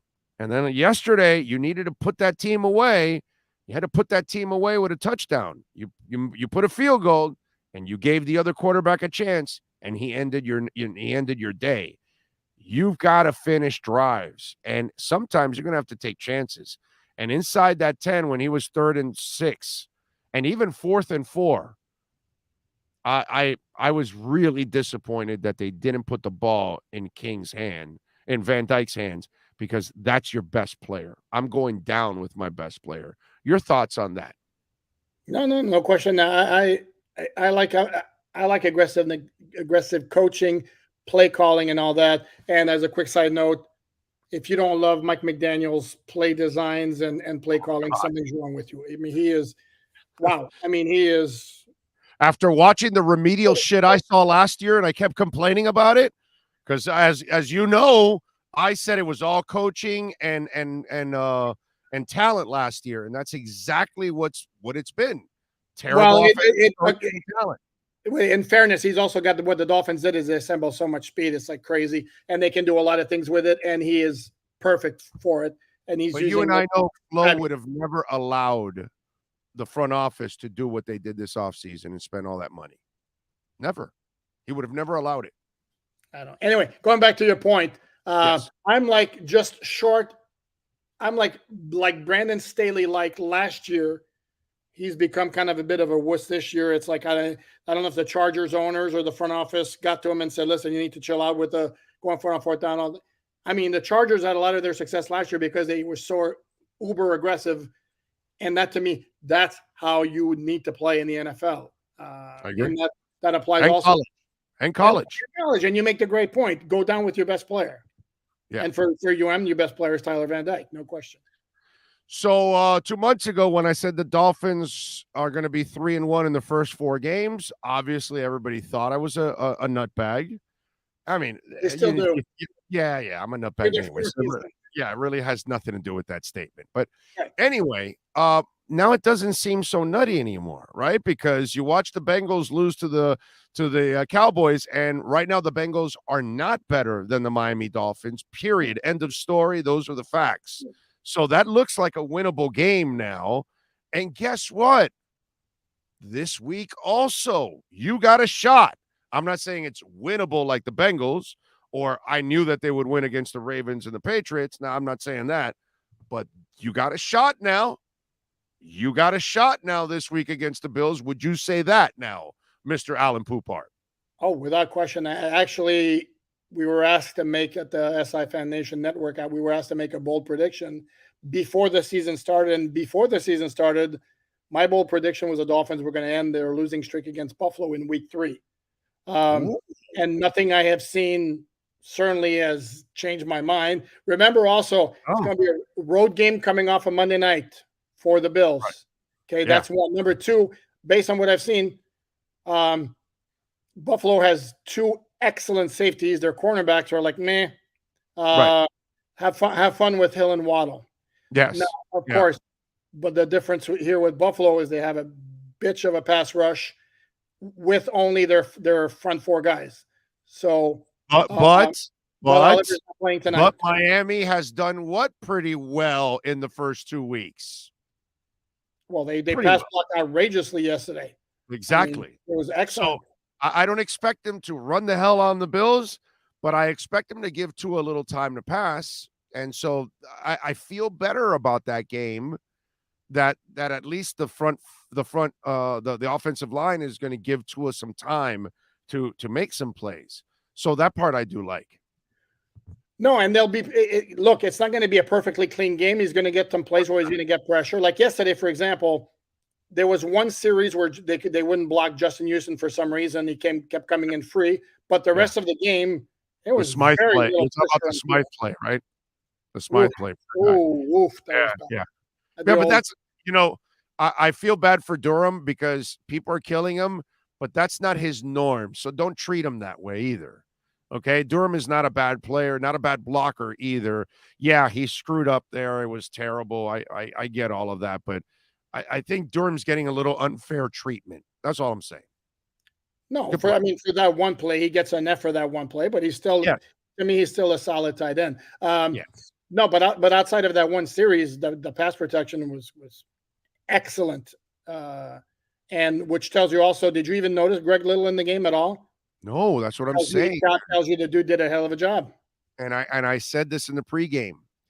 If Greg Little kicks ass in the next 4 weeks, Austin Jackson does not get his job back because he never earned the job in the regular season. This guy would end up earning it even more than Austin under this coaching staff.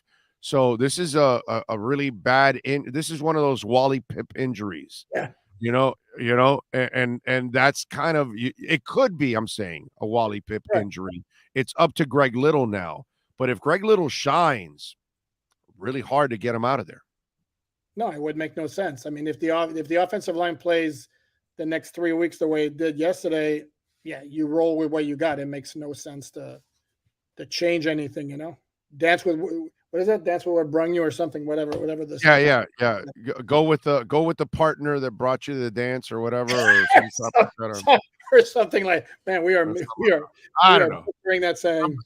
Somebody will correct us there. All right. So did you have the prediction before the season they would be 1-3 in the first 4 games and Buffalo would be the only win, or did you have them winning a couple of the other games in the first 4? Just out of curiosity. I don't think I ever wrote that. I was thinking they'd probably be 2-2, to be honest with you. So your eyes, they're going to be 4-0. Well, let's not assume that the Bengals are going to be like that the entire season. Right now, they can't figure out how to block Burrow, and he's shell shocked back there. Bro, that's causing problems. What was it yesterday? 7 sacks yesterday or something? 8 or 7 sacks, I think. I took the notes. Where is it? Here. 6 sacks. Okay. 6 sacks by the Cowboys. That's a lot of hitting, dude. And the Dolphins can attack you in many, many ways. Well, they didn't yesterday with the pass rush. It didn't. That's one part of the game that's a dangerous dude. So it's a little different because if you just leave a gap and you miss him, he's gone. And that's not going to be Joe Burrow. So you can attack him a little bit more because he's more of a statue back there. That's all. That's why. That's the only reason. Big difference, though, also is that the Bengals have great wide receivers, and Burrow's not going to kill you by beating the blitz with his feet. He can kill you by beating the blitz with quick passes to either Chase, Higgins, or Tyler Boyd. Amen. That's the concern there. Amen. All right. Any other note you want to leave us with in the game that we didn't mention? Gesicki? That was nice. Hell of a catch. I saw some people saying. And by the way, great throw by Tua. That was a good because people don't. He's past the 20-yard line, I believe, and he sails that baby right over into that end zone to the spot where only Gesicki can jump. The dead ass accuracy you have to put it where he put it is magical, bro. I don't think people. When Tyreek was telling you this, he wasn't lying.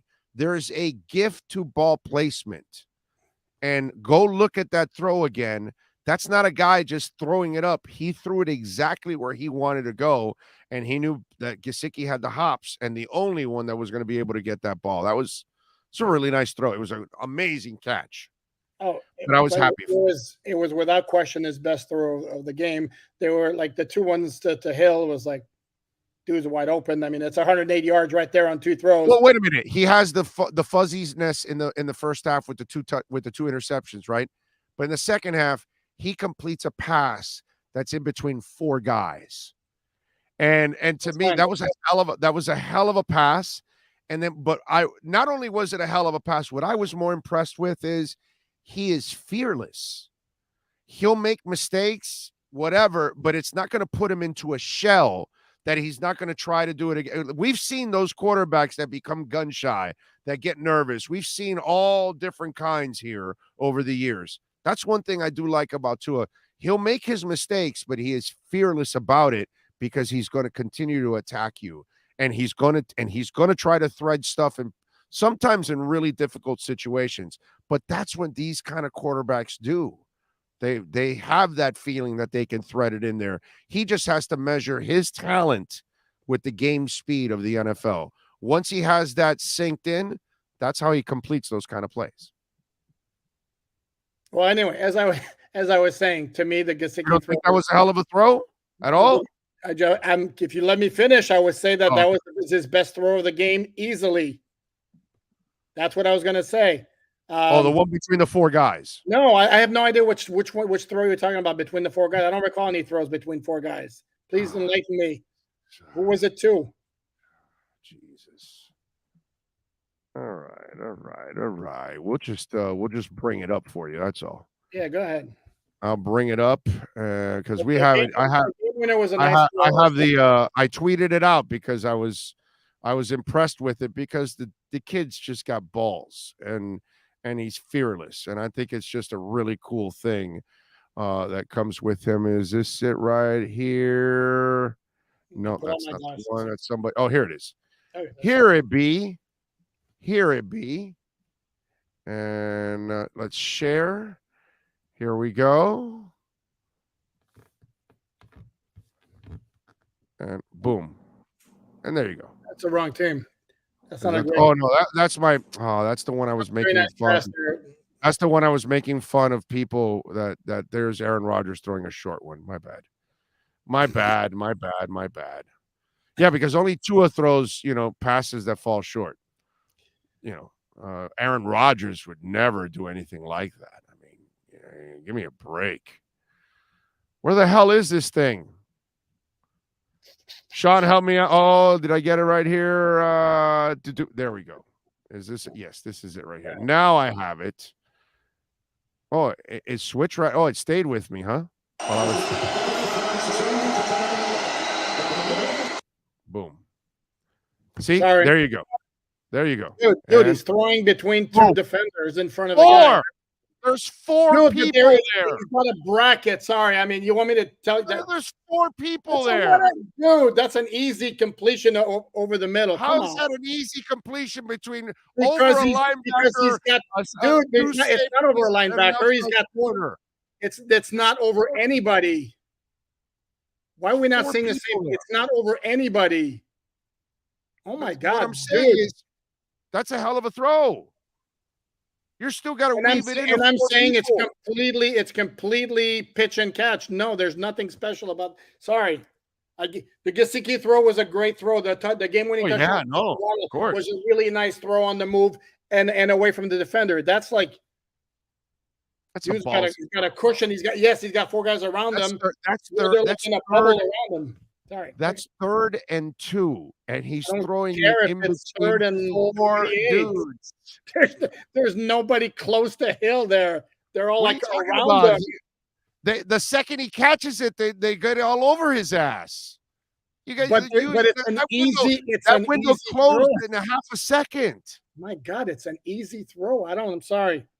Well, no, it is an easy throw for great quarterbacks. You are correct. Yeah, you're right about that. 28 quarterbacks in the NFL make that throw.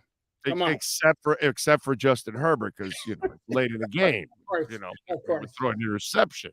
Of course. You know what I'm saying? That's the difference. Justin Herbert. He sucks. It completely sucks. It's amazing. I don't know. I heard that there's an EMT constantly on the sidelines with Justin Herbert, because there's always choking incidents. So they constantly need the EMTs right there. I don't know. That's what I heard.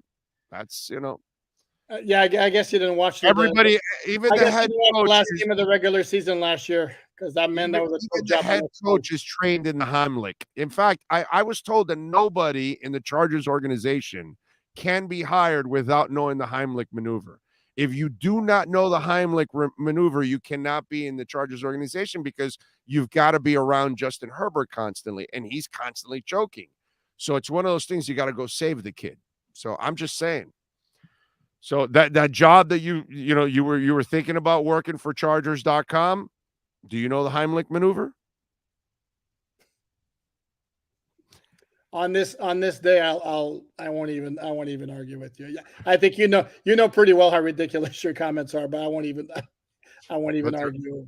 But you're smiling, you're entertained, and it's funny. It's funny. Yeah, it's funny. That's all that matters. All that matters. Tell them about alldolphins.com and how every Dolphin fan in the world is not a Dolphin fan if they're not subscribed to alldolphins.com. Just what Big O just said. And then you look at the Twitter handle right there. Poupart NFL. So there you go. It's in addition to just taking a quick trip to the website, alldolphins.com. Get on Twitter. I link my stories off of Twitter. So, and then There you tonight go. I'm going to be calling out for questions for the day after the post Ravens game mailbag. Send in those mailbags right there, baby. Send in the bags. They're not as big as Tua's bags, but hey, they're bags. Follow him on Twitter at Poupart NFL. Alan, we love you. We'll catch up to you next week. Learn the Heimlich. We're not doing it again Thursday? What's the deal here? Oh, yeah. Well, Getting me off to once a week here? Come what on. did I say? Didn't I say later in the week? Week. What did I You say? said next week. No, later in the week. I'm sorry. Oh, later in the week. Much love. There you go. Alan Poupart and our EJDconstruction.com Miami Dolphins report. Our number 3 is next. Get your fantasy football questions in right now. Andy Behrens and our Sports Grill Fantasy Football Zone is next. You've been listening to the EJDconstruction.com Miami Dolphins report with Sports Illustrated's Alan Poupart. For additions, home remodeling, and custom work, call Eric at 305-433-4843. EJDconstruction.com is your custom home builder and general contractor you can trust. 305-433-4843. Oh, great. You have a doorbell camera. Now you have a front row seat to your house getting robbed. They're breaking into my house! Ooh, there goes the TV. I'm sure it'll turn up at the pawn shop. No, not the TV! Just because you can see them, that doesn't mean you can stop them. With Slogans, you get 24-hour monitoring, a free home security system, and professional installation. Plus, free doorbell camera, one that'll actually work for you. Get out of my house! Get out of the house! Call 1-800-ALARM-ME. Why is it that you get locked out in the worst moments of your life? Where are my car keys? Man, I can't find my house keys. In those frustrating moments, you need a locksmith you can count on. A. Lenny Locksmiths in South Florida, from Miami to Port St. Lucie. In Central Florida, A. Lenny locks it down in Orlando and Tampa Bay. Lockouts or lock changes for home or business. Car key replacements and programming all model cars. 24-hour service. Call them at 855-869-5625. Go to the website at alennylocksmith.com. PPR, draft, keeper, dynasty. It's the Sports Grill Fantasy Football Zone with Yahoo Sports' Andy Behrens. Keep up with your fantasy football teams by visiting any of the 8 great Sports Grill locations. Sports Grill, good food, good drink, good friends. Here's Andy Behrens. There he is, ready to go, ready to rock and roll. And, of course, he had Tua. So that's why he's really smiling today. All his teams won, led by Tua. Correct, Andy? That's what happened, right? Big O, I actually do have a 16-team league in which I start Tua routinely. I had Tua, I had Nick Chubb in that thing, and I'm feeling pretty good today. I was unable to stack Tua with either Tyreek or Jalen Waddle, which would have made this an even better day. But I'll take 45.5 fantasy points from my quarterback. Sure. Okay. Oh, I like that. So you do have Tua. That's ballsy. Does Tua become a top 12 starter now, or is it something that you just got to kind of keep on the radar, saying maybe with those weapons he might have to be a top 12 starter? I'm just saying. And by the way, when you have a head coach that's got a play called "fuck it," I don't know, dude. That did you read the Peter King article, by the way? I haven't seen that yet. No. Oh yeah, amazing. no. That the play from the 3rd and 10 play that they went deep. That was called the "fuck it" play. Yeah. That's listen. He told Peter King the story. You should read it. It's actually pretty cool. Tua's the guy who gets to throw to Tyreek and Jalen Waddle, so it keeps him on the fantasy radar all season.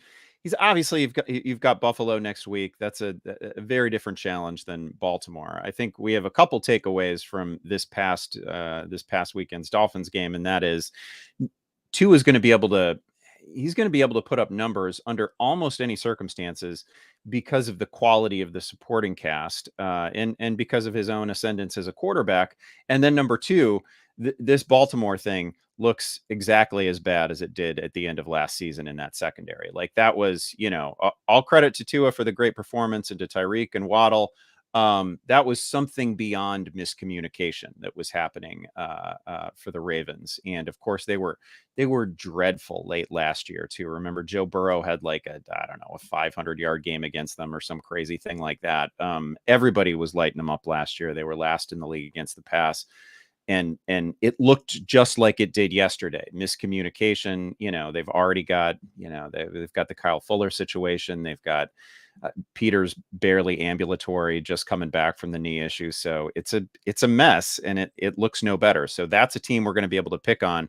Do I think of Tua necessarily as a top 12 start against Buffalo next week? Probably not, but he's not going to fall outside my top 15, my top 16. It's interesting. And by the way, the danger, some people have told me, I drafted Tyreek and Waddle.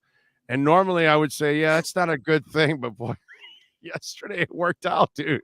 Well, there's a handful of teams where that's okay, right? Like there's a handful of teams where all of the numbers go to a really sort of narrow usage tree.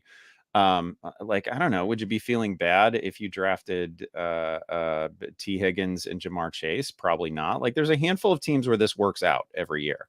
And it's not necessarily ideal, but when an offense goes off, it generally raises all boats. And so far, Tyreek and Jalen Waddle are where a huge percentage of the overall stats are going to go in Miami. They're uncoverable players one-on-one. They're just too damn fast. There's too much damn team speed on the Dolphins to account for all these guys. So it's actually, that's shaping up as perhaps not the worst idea. Yeah, no, I mean, God, that is just absolutely amazing. All right, we got a couple things. Did the players in San Francisco gain value from here on out because of Garoppolo? Yeah, you're not talking to the biggest Jimmy Garoppolo fan here. And listen, I think that's he's why fine. I asked. I think it's perfectly okay that they retained him as a backup quarterback. We've already seen him in the biggest games that the NFL has to offer come up short. I think the Niners are kind of capped by Jimmy Garoppolo. I don't know that Trey Lance was going to be a superstar, but there was at least some unknown appeal there. I know what the ceiling looks like with Jimmy Garoppolo, and it's fine, but it doesn't get you like to the summit, gets you real close. But the NFL now is a league in which, if you're going to make a deep playoff run, at some point you're going to have to put like 35 or 38 on somebody. And he's not the quarterback that I want to ride with if I have to do that.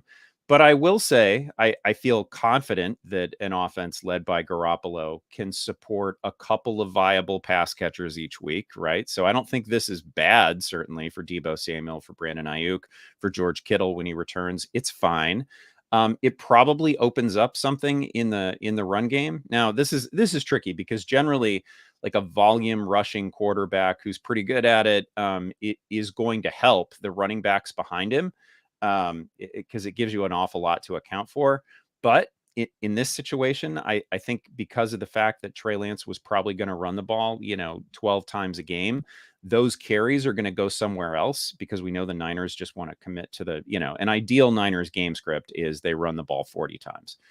No matter who is behind center for that team. So I do think this frees up an opportunity for, on Sunday, it was Ty Davis Price, the rookie out of LSU, who's huge and a bruiser and didn't really do a whole lot, but he did manage to get 14 carries, right? So I think now there's an opportunity for somebody other than Jeff Wilson and Eli Mitchell to carry the football. So that gets a little bit interesting. All right, tonight and by the way, if you got any questions, send them in here on the chat board. If you got any fantasy questions, make sure you get them in here for Andy Behrens. Follow him on Twitter at Andy_Behrens. Catch his work there at Yahoo Sports. All right, we got Titans and Bills tonight. What are we looking at as fantasy options here in the skill positions? Yeah, on the Tennessee side, I don't know how you could possibly start any Tennessee receivers off of last week, right? Like they leaned on Kyle Phillips. He's a rookie slot guy, saw 9 targets last week. Bob Woods did almost nothing. Like Derrick Henry is the show. And that's about it. On the Buffalo side, we have to worry a little bit about Gabe Davis's status. He came down with an ankle injury late in the week. If he can't go, Thankfully, weirdly, you've got a second Monday night game to choose from, right? So you actually have some pivot options available to you from among 4 different teams. Interesting to see what Isaiah McKenzie can do. He's actually still available in about 50% of Yahoo leagues and is going to get a ton of slot snaps for Buffalo. Be interesting to see if Dawson Knox actually draws some targets in this one.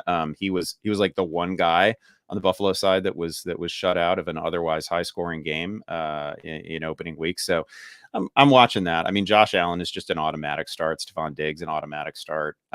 Buffalo backfield is a little murky. But again, on the Tennessee side, you can't roll with anybody other than Henry.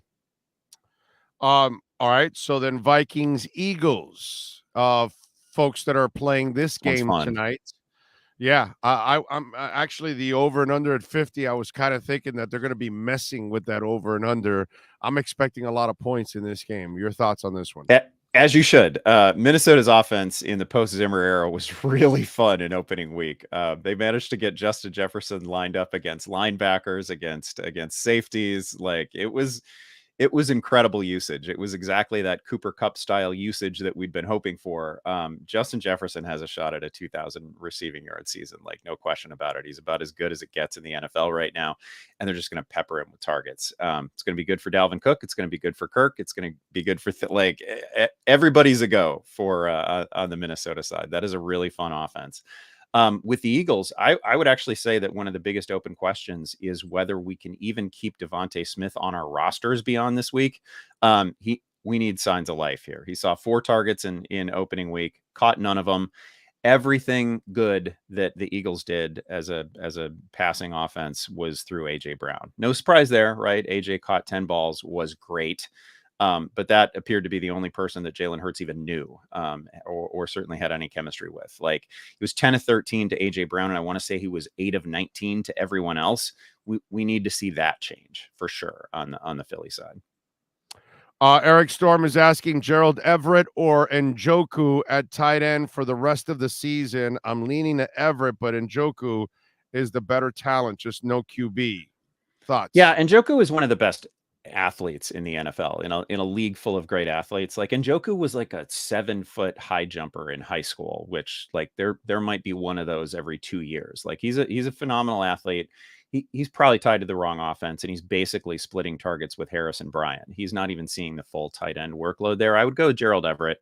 Like, he's going to have quiet weeks. Everybody has quiet weeks at the tight end position, except for Kelsey and Andrews.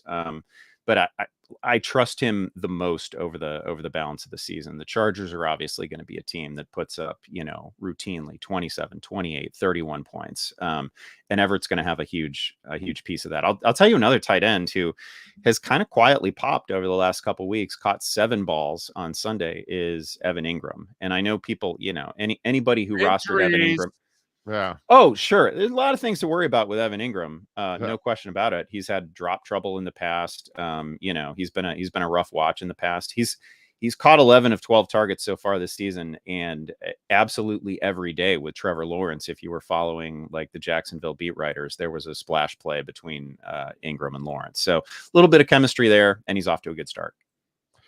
Jason Myers has an interesting one. Big O Andy. Do I continue to start Wentz over Brady until they figure out their offense in Tampa?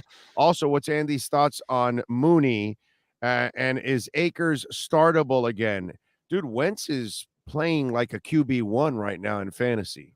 He is scoring like a QB1 in fantasy. He's still turning the ball over, and he's still fundamentally Carson Wentz, right? But well, if your league doesn't give you negatives for interceptions, for sure. I was just going to say, we don't care about that in fantasy. I mean, there are very few fantasy leagues that have appropriate scoring for the quarterback position, right? It's like a -2 for an interception. That's like a little speed bump. That's nothing. That's not anything that wrecks your day, especially when you've got a quarterback who's put the ball in the air 87 times in the first 2 weeks, and they get Philly next week. So that's going to be another 40 pass attempt game. I think, and my friend Pat Mayo was tweeting about the same thing this morning. I think Wentz is one of those guys where you can start him and you can start the defense facing him, and you can feel good about both of those choices, because there's no way that Carson Wentz, when he puts the ball in the air 40 times, isn't going to turn it over. He's going to get sacked. He's going to give the ball away. And yet, you look at these receivers he's throwing to. Jahan Dotson looks like a star. Jahan Dotson looks ready to shine in the NFL, right? He's only seen 5 targets in each of his first 2 games. He has 3 touchdowns. He has a 2-point conversion. He's pulling down contested catches. Looks amazing. He's got McLaurin. He's got Curtis Samuel, who's perfectly healthy right now and looking great. He's got Logan Thomas, who's back to full health. Like, it's quite a cast around him, and that defense can't stop anybody. So they're going to have to end up in shootouts all year. So, like, I think Wentz is a perfectly startable fantasy commodity. When Brady obviously gets Godwin back, when he gets Evans back, I mean, he's still Tom Brady, and that's the guy you're going to be starting. He's coming off a 5,000-yard season. He's obviously great. He's the best to ever do it, all that. But for right now, I think in a matchup with Philly, sure, I'm willing to look the other way. If you want to start Carson Wentz, absolutely. As for the Mooney question, I mean, you should panic. I don't really have anything positive to say. I think Mooney's a great talent. He's a guy who managed to have a big year last season in terrible circumstances, both in terms of, the head coach and the quarterback situation. But now you look at the Bears offense, they threw the ball 11 times on Sunday in a game that they trailed most of the way. They threw the ball 17 times the week before. Like, 28 pass attempts in 2 weeks is not going to pay the fantasy bills for anybody. I don't care if it's prime Jerry Rice. Nobody's having a big season on that kind of volume. It's not going to be that low all year. Obviously, the Bears thought they were taking advantage of something against Green Bay, but you're not going to come back on a team by running the football down a couple scores. Really disappointing effort. You can't drop him just yet, I don't think, but we're certainly on watch. Like, again, another game with like a dozen pass attempts, and you're certainly not going to be able to start him. All right, flex: Edmonds, Ayuk, Allen, Robinson. Wow. Well, we're already looking ahead to next week. I guess so. I mean, you guys just saw what Raheem Mostert did and what happened in the backfield situation for Miami, which surprised me a little bit, but perhaps really shouldn't have surprised us. Obviously, Raheem Mostert has a long history with Mike McDaniel, going back to the Niners days. So Mostert sure appeared to take that job, or at least appeared to take a huge slice of that job. And that says a lot. I think Ayuk is fantastic. He obviously closed the season last year really well, and he's looked great in the first couple games. So I'm probably leaning toward Ayuk here. Robinson, great to see him find the end zone and get involved for the Rams. He's clearly not the number one. I'd like to see a week where he really gets some significant volume. I think Garoppolo and Ayuk are going to be great together over the balance of the season. So I'm slightly leaning Ayuk against the Broncos. How about Tyrone Davis-Price? What do you do there at running back? Does he become like some kind of a roster guy for backups and maybe a flex guy or something like that? Yeah, mentioned him earlier. Now he's one of these weird guys who, like, he did most of his work in college in a single game, right? Like, he had almost 300 rushing yards against Florida, and that was out of like 1,000 last year. Something about Kyle Shanahan's attraction to running backs who like have a single blow up. Trey Sermon was the same way, had a single blow up game, and they end up on the Niners roster. He saw 14 carries on Sunday, which I think is pretty meaningful. He didn't do a lot with them, but he's sort of built in a laboratory for goal line work, right? He's 230 pounds. He's got a little bit of speed, a lot of power. He's not like a make you miss guy exactly, but he runs with good balance. But man, is he a thumper. And if he gets a couple steps and a chance to just lower his head and hit you, he's going to gain a couple yards out of that because he's a big dude. And I can easily imagine him emerging as like an inside the 5 option for the Niners. And again, we talked about it. Trey Lance not in the game plan anymore. That means that all those carries that were going to go to Trey Lance probably go to the running backs now because Jimmy ain't taking them, right? So that really opens up an opportunity for a second running back here, and I think Davis-Price is that guy. The real fantasy questions: Halle Berry or Jennifer Lopez? Somebody's asking. Wow, two just timeless classics here. And I hate to pick again, like same tier, right? If we're drafting, we answer all kinds of fantasy questions in this segment. So go ahead. I guess I'm gonna go Halle Berry, but that's no disrespect intended to Jennifer Lopez. But definitely same tier. All right, what is going on with Kyle? In fact, I'll say J-Lo in a PPR. How about that? Oh, there we go. Okay. What's going on with Kyle Pitts, dude? Like, one of the great talents out there, and oh God, he's in the abyss. Great talent. Teams are going to try to take him away. And, oh yeah, Drake London might be a star. Like Drake London saw a dozen targets. It's also Marcus Mariota. And I'm just not sure that Marcus Mariota's, we're only asking him to support 2 fantasy commodities here. I'm not sure he's going to be able to do that on a weekly basis. Mariota is still kind of interesting himself for fantasy because, a huge rushing effort a couple weeks ago, but I don't know that we're going to see a lot of weeks where both guys go off. Clearly, it was a Drake London situation this past week. Again, a dozen targets. He looks great. Kyle Pitts has drawn some tough assignments so far, and he's going to continue to draw those. I think there's probably going to be better days ahead because he's a great talent, but this is just simply not an offense that is trying to pass the ball 40 times a game, right? So we'd love it if they ever get there. Honestly, I'm going to be pretty interested in this team if we ever get to see Ritter. That's got to come eventually, right? Like they're not going to just rattle off. I don't know. It's hard to imagine a win streak coming for Atlanta. So at some point we're going to see Desmond Ritter, and maybe it gets a little bit different there. I'm not sure he's ready to support a couple of pass catchers either, but Mariota pretty clearly can't. All right. T. Higgins or Christian Kirk for the rest of the year? I have both. Wow. I mean, I hate to tell you that you're going to be starting one guy ahead of the other in every week going forward. I don't like everything that we expected for the Bengals is still in play, right? Nobody's running away with that division. They've played a couple of very close games. Burrow was coming off the appendix surgery, right? Like things are going to be fine for the Bengals.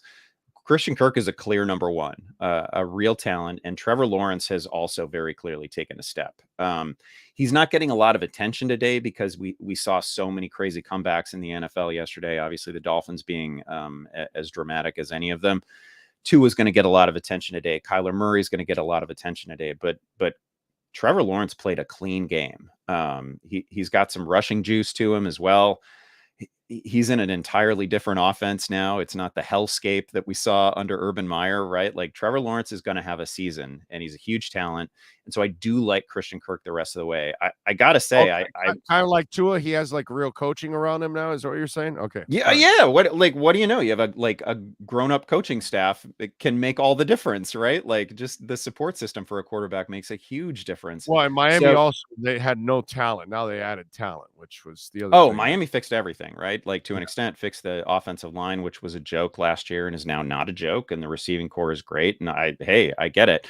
And Lawrence has a little bit of that going for him. It's not the same quality receiving core, but I would probably rank, this is just off the top of my head, I would probably have Christian Kirk as like the wide receiver 13 or 14 rest of season, and T. Higgins is like the wide receiver 14 or 15. They're right next to each other. I don't think there's a lot separating them, but you can feel, I don't know, if you're really torn about this, throw one of them on the trade block. You're going to get a huge offer. Or just go by matchups, dude. Yeah. Whoever's facing the worst secondary, and worst secondary, whoever's tied to a game where the total is 50 or 50 and a half, right? Like just or go with the receiver that their quarterback is facing the lesser pass rush too. Whatever. Just go with the matchup because they're so close. You're probably this is not really a fantasy problem that you have here. Rostering both T. Higgins and but it can be a very frustrating problem because they're so even. You can pick one and the other one's the one that ends up shining, and that will happen to you, I bet, a couple times this year because it's hard to nail when each of them are going to have the superior week. You know what I'm saying? Because I guarantee that somebody in your league is willing to trade for Christian Kirk right now. For sure. That is absolutely the case. Guaranteed. All right, what do you got going in Yahoo so folks can check you out this week, my friend?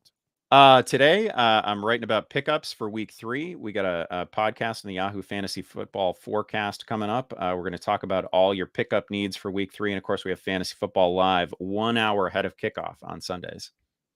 There you go. So if you want to find out about Darrell Williams and the boys, make sure you you tune in there.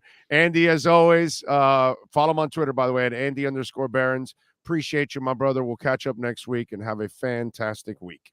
Thanks, Big O. Good luck to everybody. You got it.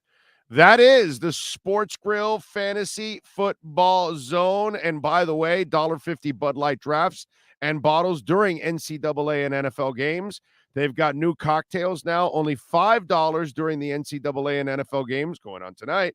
the cherry lemonade, the tailgate tea. They've got $12 domestic pitchers. Mondays, today's Monday, right? Yes, it is. $7 smash burger, baby, the single smash burger.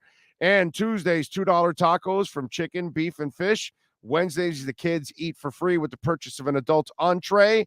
And, of course, new menu items like the buttermilk chicken sandwich and the buffalo tater tots. Those things are absolutely awesome. And bone-in wings are now 15% off. That is Sports Grill, baby. And this is your Sports Grill Fantasy Football Zone. You've been listening to the Sports Grill Fantasy Football Zone with Yahoo Sports' Andy Behrens. Go to sportsgrill.com to find a great location near you. Fantasy football fans, subscribe to the Big O Radio Show on YouTube and all other platforms to catch up with all our fantasy football insight provided by Scott Pianowski and Andy Behrens. Right. Thank you all out there, as always, for keeping it locked on the program. What else do we have going on here? I played Cooper Kupp and Kirk as my wide receivers, and Curtis Samuel my flex. All three wide receivers were better than T. Higgins. Yeah. I mean, it's a nice problem to have. That's all. You're loaded, my brother. That's a good thing. You are absolutely loaded at the wide receiver spot. What else do we have going on? So the Cowboys defeated the Bengals 20-17. So Cooper Rush gets the win over Joe Burrow. Cowboys with 6 sacks. Miami, they can beat the Bengals. They can kick the Bengals' ass, actually. Yeah. It's I told you guys last year when we were talking about this, and I think it's going to come to fruition. I've been around for a while. I saw Ken Anderson and the Bengals have a monster season, and Ken Anderson was a very good quarterback. Had a hell of a team, and they never went back again. I saw Boomer Esiason with all the guys from, what was it, Eddie Brown and James Brooks, and was it Fulcher or something, that middle linebacker of theirs that was like one of the biggest middle linebackers I've ever seen in my life.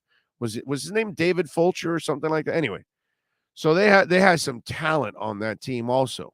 They got to the Super Bowl, lost to the Niners, never went back again. And to me, that's what that Bengal team rubbed me like last year. Was the same thing as I've seen with the other Bengal teams in the past. They got lucky, they got hot, they were good, but they got on a hot roll and they got to the Super Bowl, didn't win it, and that's because they were an aberration and they were never going to win it again and never got back again. And I kind of feel that that's what's going to go with this team. They're already 0-2. And I'm sure that the Dolphin Nation, some of you out there, because I was never in fear of them, but some of you out there already had the Dolphins losing to the Ravens, probably losing to the Patriots, losing to the Bills for sure, and you probably had them losing to the Bengals. Or if not, maybe you had a Patriot win, but you had them losing to the Bengals, the Ravens, and the Bills, probably. A lot of you did not have them winning against the Bengals. I'm just wondering now, how do you feel at this point? It does seem like a winnable game, right? Hell, this week against the Bills, it's not that it's winnable, but you got a shot now. You got to feel like you got a shot to compete. And if you can hang in there, why can't you beat the Bills? It's a possibility. But the Bengals, after watching what I've seen the last couple weeks and how many times Joe Burrow is going to end up injured again. I don't want it. I'm not asking for it. It's just like the whole Lamar thing. If Lamar wants to be a running quarterback, I know how that ends. It hasn't ended that way yet. He did get banged up last year, but eventually it is the inevitable. All running quarterbacks get broken in half, and eventually he'll get broken in half. Well, guess what? Joe Burrow is going to get broken in half once again. He's already gotten his knee blown out once. They had 6 sacks yesterday. I believe he has had 12, 14, 15 sacks. I don't know what it is. It's a stupid number in the first 2 weeks. The Dolphins can get after the quarterback. I'm just saying. Did you see what they did to Duvernay yesterday? They concussed his ass. They Malachi crunched his ass, and they said, yeah, no, it's over. That Dolphin defense, man. That Dolphin defense is coming around, dude. I have never feared the Bengals. I had it going 2-2, losses to the Ravens and Bills. I'm happily wrong. Eric says, Bills will be coming off a short week traveling down to humid Miami to play a good Dolphins team. Miami has a legit chance if defense plays well and O-line can play like yesterday. Amen. I agree with you 1,000%, Eric. Jaffrard says, a friend of mine turned on his TV, turned his TV off in the third. I told him off when we came back for the win. Fins up. That is awesome. Burrow taking a lot of hits. That's a recipe for, well, he's going to get injured again. Again, it's not that I'm looking forward to it. I don't want it to happen. I'm just telling you. You can't get hit the amount of times he's getting hit. No, dude. You cannot. Dolphins being at home. Hell yeah, we got a shot. Karen says, I can't remember the last time the Dolphins scored 40 points that was purely scored by the offense. Laughing my ass out. Usually there's a defensive touchdown sprinkled in somewhere with previous Dolphins teams. You're all right. Darren Lee says, Poupart still has some check marks to check off with Tua. Do you see anything that Tua needs to improve on? I think Tua gets the ball late to his receivers where they have to wait sometimes. That happens to every quarterback, Darren. Don't make it sound like Tua. Every quarterback underthrows passes in a game, overthrows passes. Every quarterback. Every quarterback. That is just something that just, again, stop it. Stop acting like Tua is the only guy that underthrows somebody, that overthrows somebody. It's because that's the quarterback you watch every day. Go watch anybody. I tweeted out yesterday. Aaron Rodgers underthrew a guy that was 10 yards away. 10 yards away. Everyone does it. Okay? Everyone. Not everyone throws 6 touchdowns and 2 interceptions. Darren Lee. Not everybody comes back from 21 points. What do you want? What do you want? You want a winner? You got it. Don't nitpick. Young quarterback. He's growing. Leave him alone. He'll be fine. Big O, it looks like the offense took some blue chew at halftime, and they were ready to perform according to the occasion. Hell yeah. Did you see the Cow Turds' new co-host? No Joy Taylor is all I'm saying. Well, I don't know. I don't watch Cow Turd, bro. Even with Joy. Now Joy has her own show. I can watch her. But, yeah, no, I can't. Man. By the way, Joy wasn't very convinced with Tua. I wonder if she's getting a little more convinced with Tua now.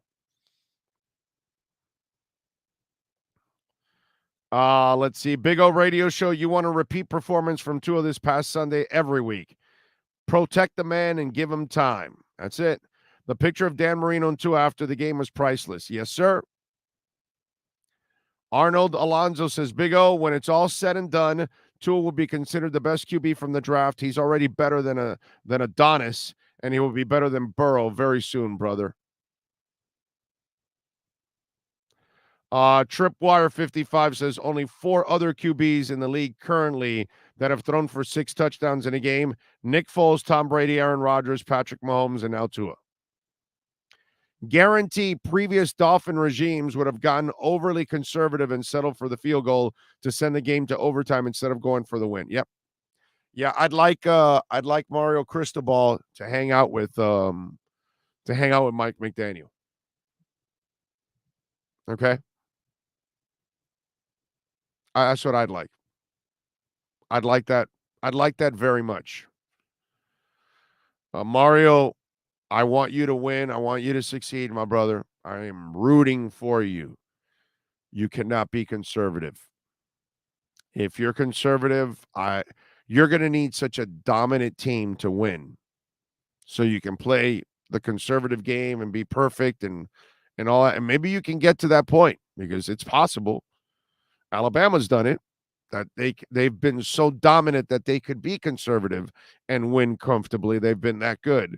So it's possible to get there that way. But in today's football, college or the NFL, you're going to have to take some chances. And 3rd and 6 this past Saturday, I'm sorry, my friend, but that was not a good move. That was not a good move. You need to go for the win. Your team isn't special. We all know that. You're not winning the ACC. You're not winning the national title. You had nothing on the line.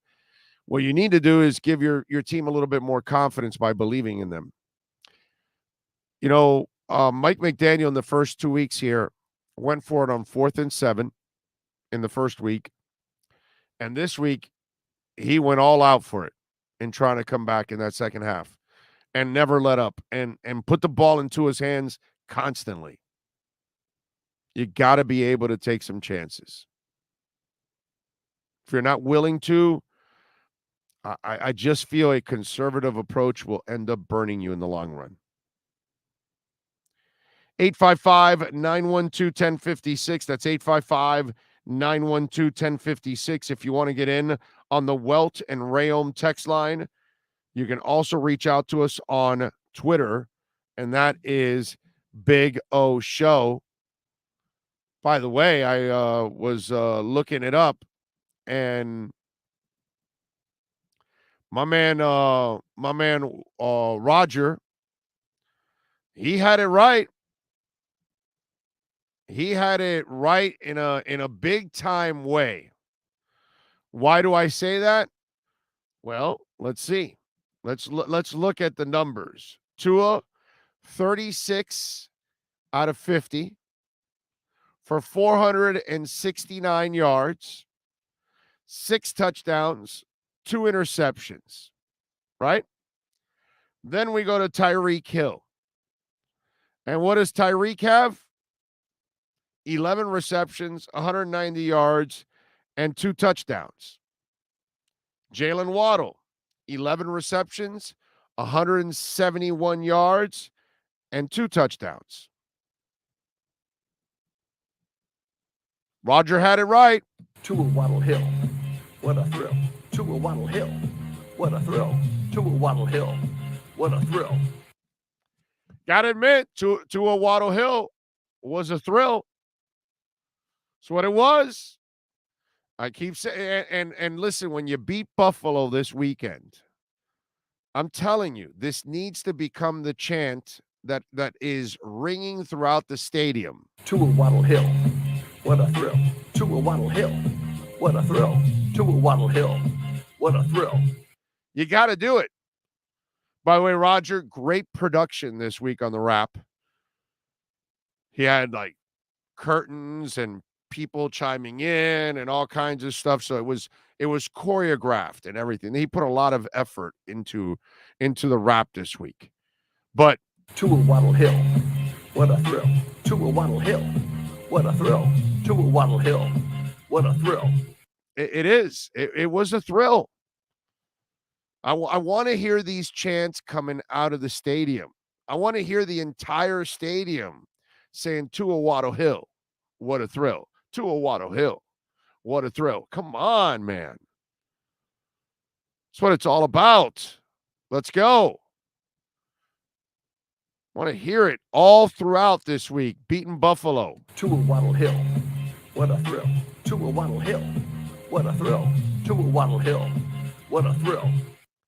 Jamie says, just watch some reporters still hating on Tua. Stephen A. is the... Well, bro, you're listening to Stephen A. talk football? Seriously. Why do you people do your... Why do you listen to people that know nothing about football? Stephen A., I forgot more about football 30 years ago than Stephen A knows right now. Not what I forgot now. No. What I forgot about football 30 years ago is more than Stephen A could ever know. So why would you listen to Stephen A? Come on, dude. I heard that guy with a rant talking about players that weren't even in the league or they were injured. And he thought they were playing and performing or not performing or whatever. Lazy. What, didn't we have this conversation in the first hour? There's a lot of lazy people in our business that don't do the work. Okay? Hell, I used to know a guy that would just read the paper. That was his preparation. He'd read the paper and he'd go right off the paper on air. Hell, you could hear the paper in the background as he was trying to go over this subject or that subject right from the paper, which is terrible. You know, you can read somebody's article to get their opinion, but you still need to formulate your own. You still need to watch it and talk about things that maybe nobody else saw. You know, enlighten people, make them think, help them, make them laugh, piss them off, make them think. You know, that's what this game is all about. It's stirring up some kind of emotion. And that's part of talk radio is you want to reach people by educating them, and Stephen A will never teach you a damn thing about anything. Never. He's never going to enlighten you on something that you didn't see because he didn't watch it in the first place. So how's he going to enlighten you? A lot of lazy people in this world, man. Big O, this line has been a revelation. Yes, the line. Well, it's the coaching staff, my friend. It's not the line. It's the coaching staff that you finally got a coaching staff. You have a front office that can do their job, but you also have a coaching staff now. And that's really what matters. Tannenbaum used to read draft magazines for his info. Well, yeah, no, I told the story once where a buddy of mine is getting on a plane, NFL guy, and he looks at Tannenbaum. He's sitting on the plane and he's looking at draft magazine and he's reading a draft magazine. So, yeah. You could hear the paper in the background. He was the kid that did his homework right before he had to turn it in. Exactly. Yes. Yes. You are correct. Stephen A is as bad as Skip Bayless, who hangs off the Cowboys jock. Exactly. Another lazy, hot take guy. That's what they do. Big O, what do you think happens to Austin Jackson? Greg Little did a great job yesterday. There, I've already talked about this. I talked about this in the pregame show. I said if Greg Little performs in the next 4 weeks and performs at a high level, I don't think Austin Jackson gets his job back because Austin has not proven that for that a period of time. This is a bad injury for him, bad timing. He better have a Greg Little doll to make sure it fails. Because if Greg Little succeeds, I don't know how you give the job back to Austin Jackson at that point. So, yeah. 3 cellar dwellers beat contenders last week in the AFC. Jags beat the Colts, Jets beat the Browns, and Pats beat the Steelers. Well, I wouldn't call the Browns a contender. Once Deshaun Watson went down, they are no longer contenders. So I wouldn't count them as and the Colts are, a borderline team playoffs. They're not really anything special. I love their line, but I don't know if they're that special, And Pat's beating the Steelers. The Steelers have a new quarterback. I don't necessarily call the Steelers a contender either. So I kind of disagree with that. Big O, so much for Connor Williams not being able to play center. Coaching is everything. Exactly. But, I mean, we knew this, Arnaldo, right? We all talked about this. Better coaching now. Offensive line. You all know it. We all talked about it. We expected them to get better on the offensive line. And that's exactly what's happened. Big O, when was the last time you were excited over a Miami win? God, I'd have to go back to the Marino years. Like, I enjoyed some of the Ricky Williams stuff. Um, but I never really took those teams serious, like they were going to be contenders. You know what I'm saying? Lamar Lamar Smith, that one year he had, they had a good team and they got to the playoffs. Didn't look at them as contenders. You know what I'm saying? So I'd have to go back to Marina Shula, not Jimmy. Jimmy never convinced me that he was building a team that could win a championship. I love the guys he got on defense, but he was very weak on offense. And so I haven't felt like this since, way back in the Marino days with Shula. I like what I'm seeing. I love what I'm seeing right now. Really do. Big Mike McDaniel fan. I love his style. And as you all know, I've always been a believer in Tua, and I've always been a believer in Chris Greer and Marvin Allen and Reggie McKenzie. I'm the guy that has said 2-3 years ago when they took over, this will prove to be one of the best front offices in the NFL. And with Tua, I've never, ever wavered on his play. Do I worry about his injury history? Yeah, that was my concern going into the draft. That's what I was terrified with him, his injury history. I was never, ever questioning his play, his arm, his athleticism, whatever, any of that stuff. To me, that was silly. Okay, if the kid can get healthy from the hip, there's no reason why he wouldn't be a great quarterback in this league. I've said it over and over. This is nothing new. This is not coming off the 6 touchdown, just in case there's some new people tuning in now. I've been saying this for a long time now. Okay? Not a couple weeks, not a couple months. It's been a couple years. And I've said it when things were at its worst, I knew that wasn't that kid. I knew it was the coaching staff and the front office, not the front office, the talent around him, that obviously the head coach had a lot to do with that. So, this is a fun time. This is actually, I finally feel like they have a real quarterback, they have a real head coach, and they've got a real front office. I haven't felt like that in forever. Okay?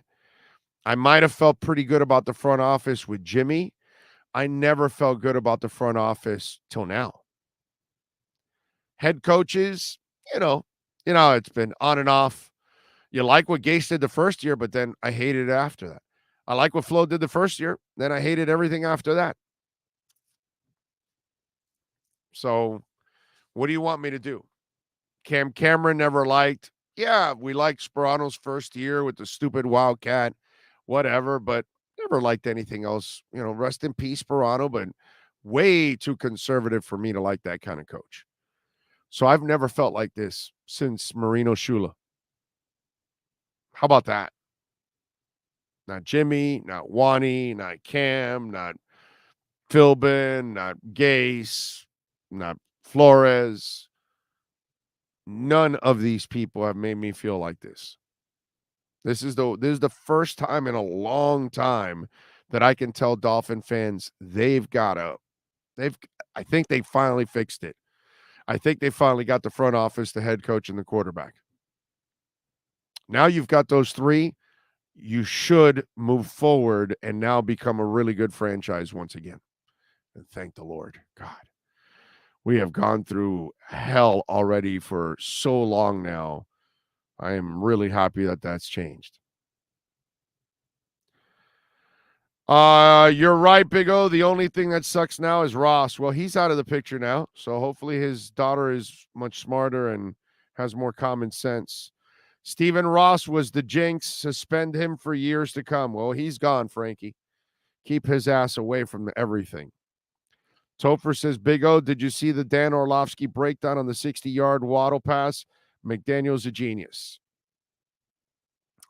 Even under extreme pressure, McDaniel didn't completely abandon the running game. Yeah, well, you can't. You can't ever abandon the running game. You've got to keep it going. Marino stroking Tua's face is the moment-telling sign that the torch had been passed, and it will be in the end to the other QB talk. That's right, sir. I'm with you, Carlos. The Dolphins now have the Marx Brothers Part 2. Pat of Nashville, you are correct. Brooklyn Rob says, remember you before the draft, you did not want Herbert, and even with his brief success, you never flip-flopped. Nope. Because as you know, Brooklyn Rob, because you watch and listen constantly, I don't fall in love with just your physical ability. And that's our problem, my brother. Too many people just, oh, no, he's big. He's got a big arm. Yeah, that's it. He's going to be a great quarterback. No, dude, he's not. That was my discussion with Joe Shad. Like, you can't call him a great player, dude. Like, when he put him in the same sentence with Pat Mahomes, I'm like, are you out of your mind? You want to call him a great physical talent? Definitely is. So was Vince Young, and so was Achilles Smith, and so was Ryan Leaf, and so was Jeff George. And I could go on and on and on and on and talk about all kinds of great physical talents. Cam Newton is a great physical talent. I don't want him quarterbacking.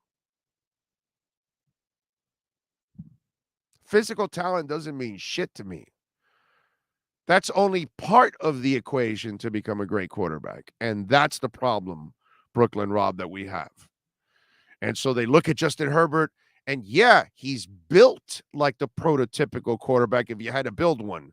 That doesn't mean he is the prototypical quarterback. And that's what I try to tell everybody. That's why when people ask me and they laugh at me and they say, so you're still taking Tua over Herbert with everything you know? And I say, yes, because you don't know what you think you know. And that's the funny part about the Herbert people. They think they know, but they don't. And that's the problem. You think you know, but you're wrong. And by the way, it's already developing. Wow, interesting how a young quarterback like that in 2 years has 4 fourth quarter pick sixes, all losses. Interesting. And Tua only has 1, but he won the game. Interesting.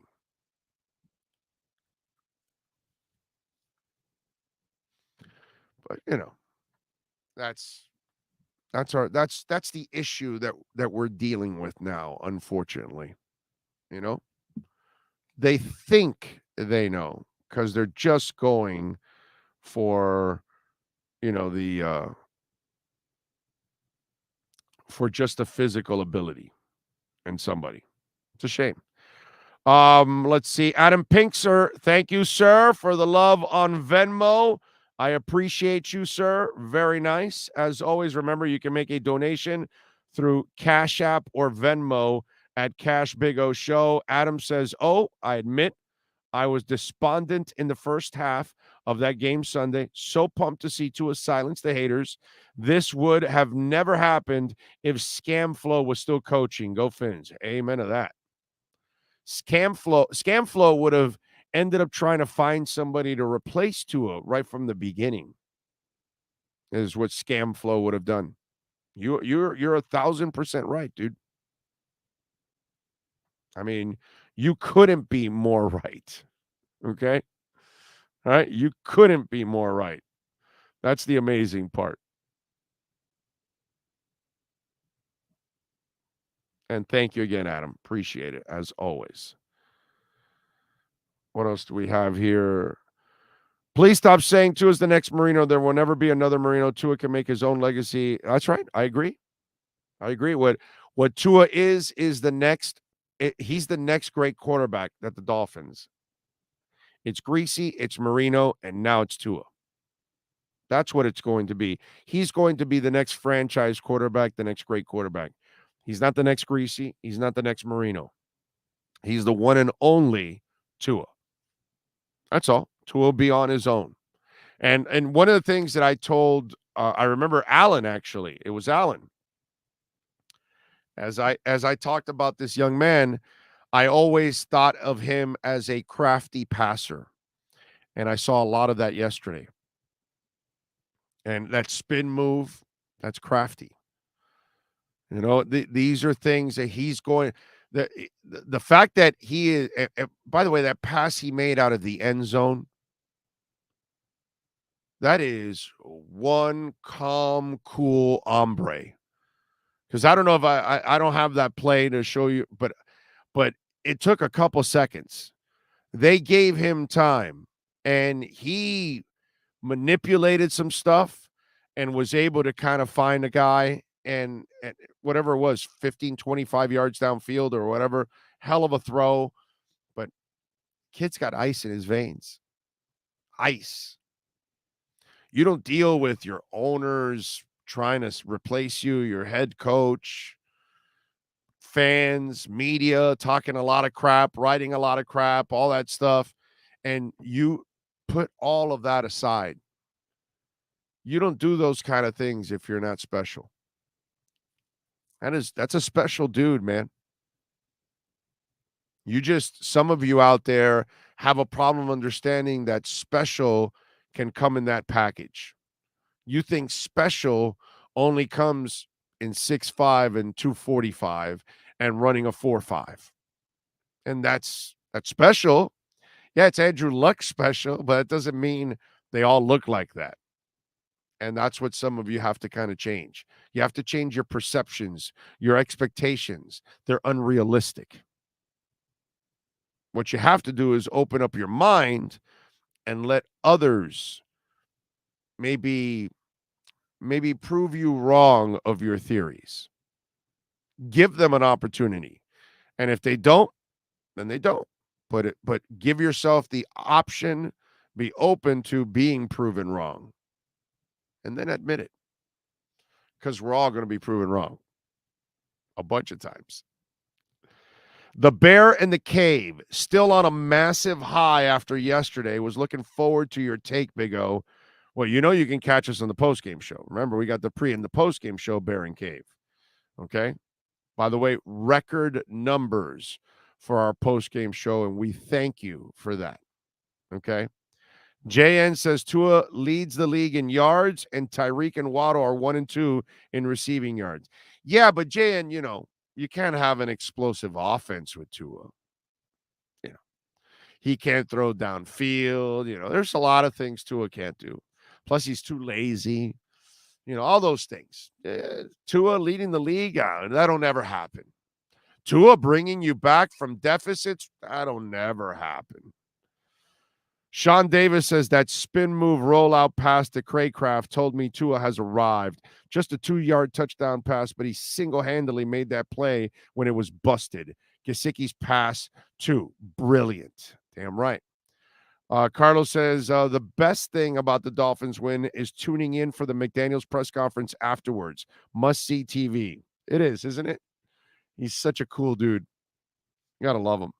Big O, just imagine if people thought that about Dwayne Wade. He was undersized 2-guard and became the 3rd best shooting guard of all time. People just don't get it sometimes. That's right. Can't measure heart, man. You can't measure heart.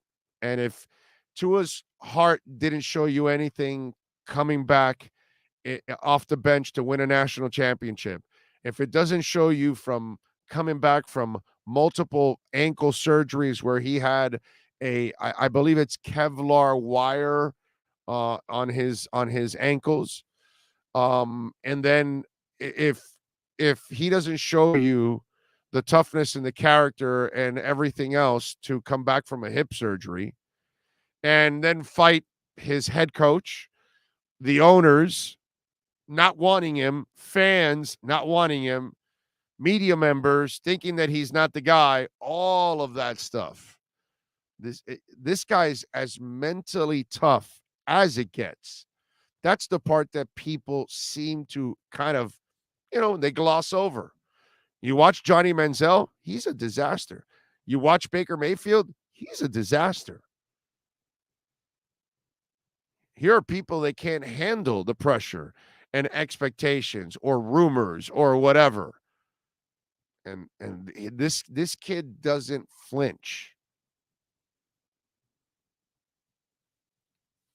Meanwhile, all he's got is people crapping on him constantly. How in the hell do you not want Tua Tagovailoa to be your quarterback and to be the guy that represents your team. I don't get that one. I don't.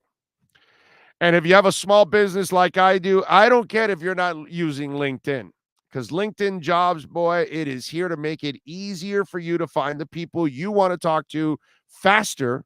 And how about this? For free. It's awesome. Create a free job post in minutes on LinkedIn Jobs to reach your network and beyond to the world's largest professional network of over 810 million people. Then you can add your job and the purple hashtag hiring frame to your LinkedIn profile to spread the word, baby, that you're hiring so the network can help you find the right people to hire. Simple tools like screening questions make it nice and easy to focus on the candidates with just the right skills and experience so you can quickly prioritize who you'd like to interview and hire. We do the same thing, man, whether we're looking for a producer, sales, whatever it is. I need help with SEO, whatever. We can do it with LinkedIn. Small business rates LinkedIn Jobs #1 in delivering quality hires versus leading competitors. And right now, folks, LinkedIn Jobs will help you find the candidates you want to talk to faster. Did you know every week nearly 40 million job seekers visit LinkedIn? Post your job for free at linkedin.com/Big O. That's linkedin.com/Big O to post your job for free. Terms and conditions apply. All right. All right. Let's see. What else do you want? What else? They fired Herm Edwards, huh? Arizona State 1-2. Got coaches that had to leave. They got an investigation going on. And then you have a bad loss. Yeah. Now, did anybody ever really think that the Herm Edwards experiment was going to work? I'm just saying, right? He's a great soundbite. He's fun to watch on television, all of that stuff. He's got, some of the most iconic drops. You play to win the game, all that stuff. But I just never thought that he'd be the guy that could make that transition to college. And he had some success. He wasn't terrible, but he wasn't really what you need in order to become respectable.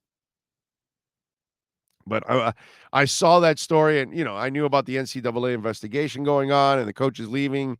And then you have the bad loss to a lesser team, and you're like, yeah, it's I'm not surprised that they're firing Herm, Samuel says Tyreek and Waddle are nightmares for any opponents. They both open up the field and give Tua passing lanes and running lanes for the running backs. Yep. Luke K says media taking a step back. Oops. Yeah, well, they need to. Of all the decisions made to make this team great again, Tua was a significant one. Come on, dudes. He's human. He wants to succeed. Let him do that. He's a great young man. Orlando, Jay says, yesterday was a great sports day for me. Dolphins won, Inter won, and the New York Yankees won, and Aaron Judge hit 58 and 59. He is 2 away from tying the real record, baby. Hitting 61, right? So if he can hit 62, I'll tell you this, I'll consider Aaron Judge the real home run record. Excuse me. Holder. I will definitely include him as the real holder of the home run record. And you can tell I've worked quite a bit already. Last week. We don't stop. Anyway, what else do we have going on?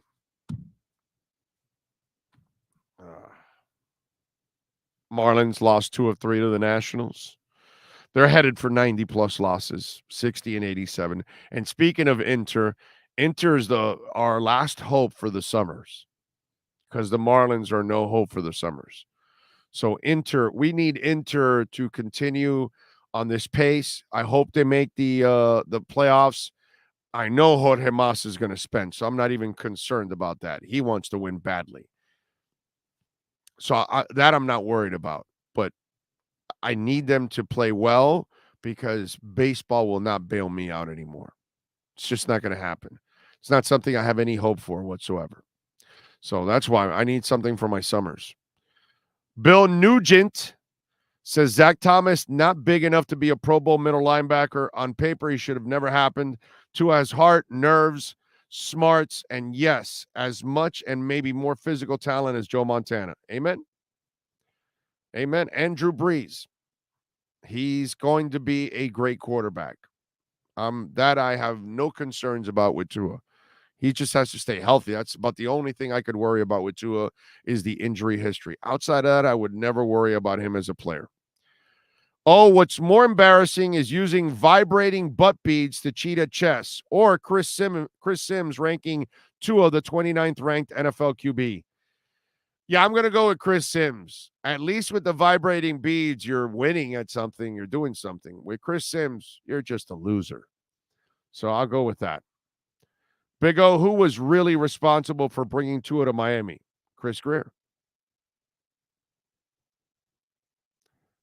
So there you go.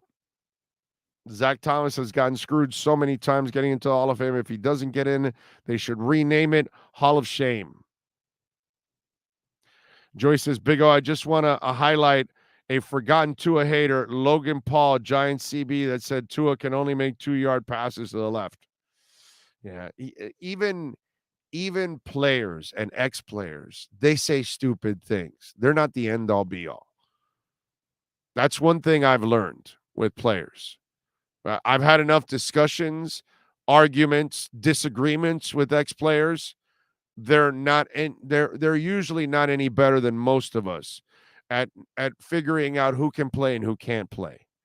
The only time an ex-player has something over us is X's and O's. That they might understand certain play calls and routes and coverages and things like that. They're going to probably understand that a little more than us. That's about it. But don't ever think that players are the end-all be-all. They know who can play and who can't and all that kind of stuff. Don't ever lose confidence in that sense. I've dealt with a lot of players that, quite frankly, lazy, so they don't really watch it.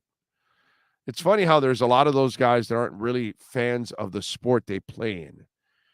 So it's hard for you to be educated in something that you don't follow.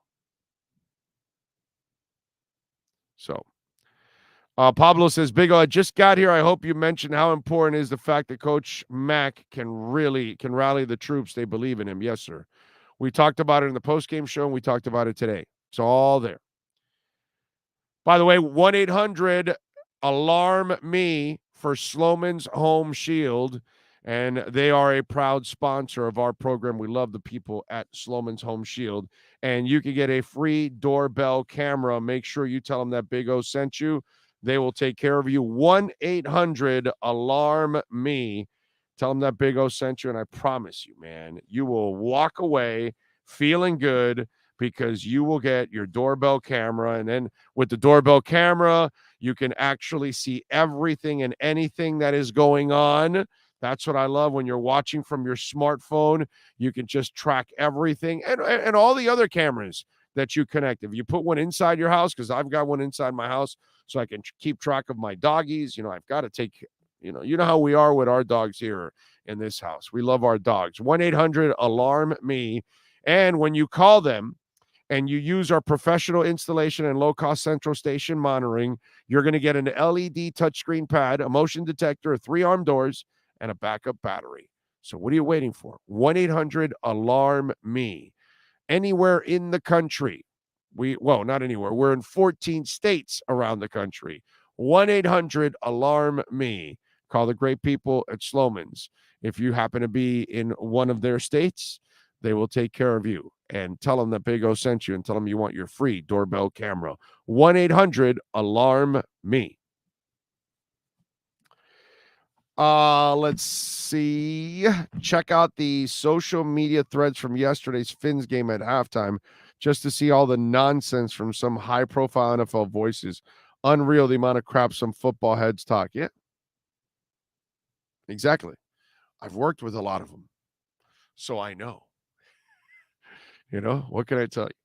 All right. We thank Ira Winderman, Alan Poupar, and Andy Behrens. If you missed any of those segments, you can rewind right here on YouTube. And, of course, on the podcast, you can check it out. Sean always podcasts everything individually.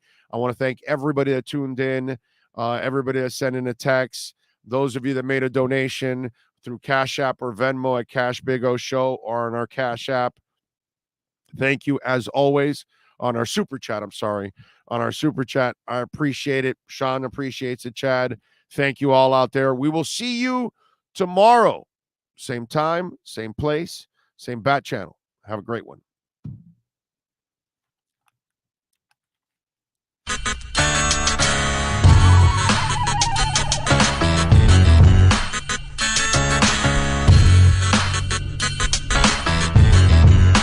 This is the Big O Show.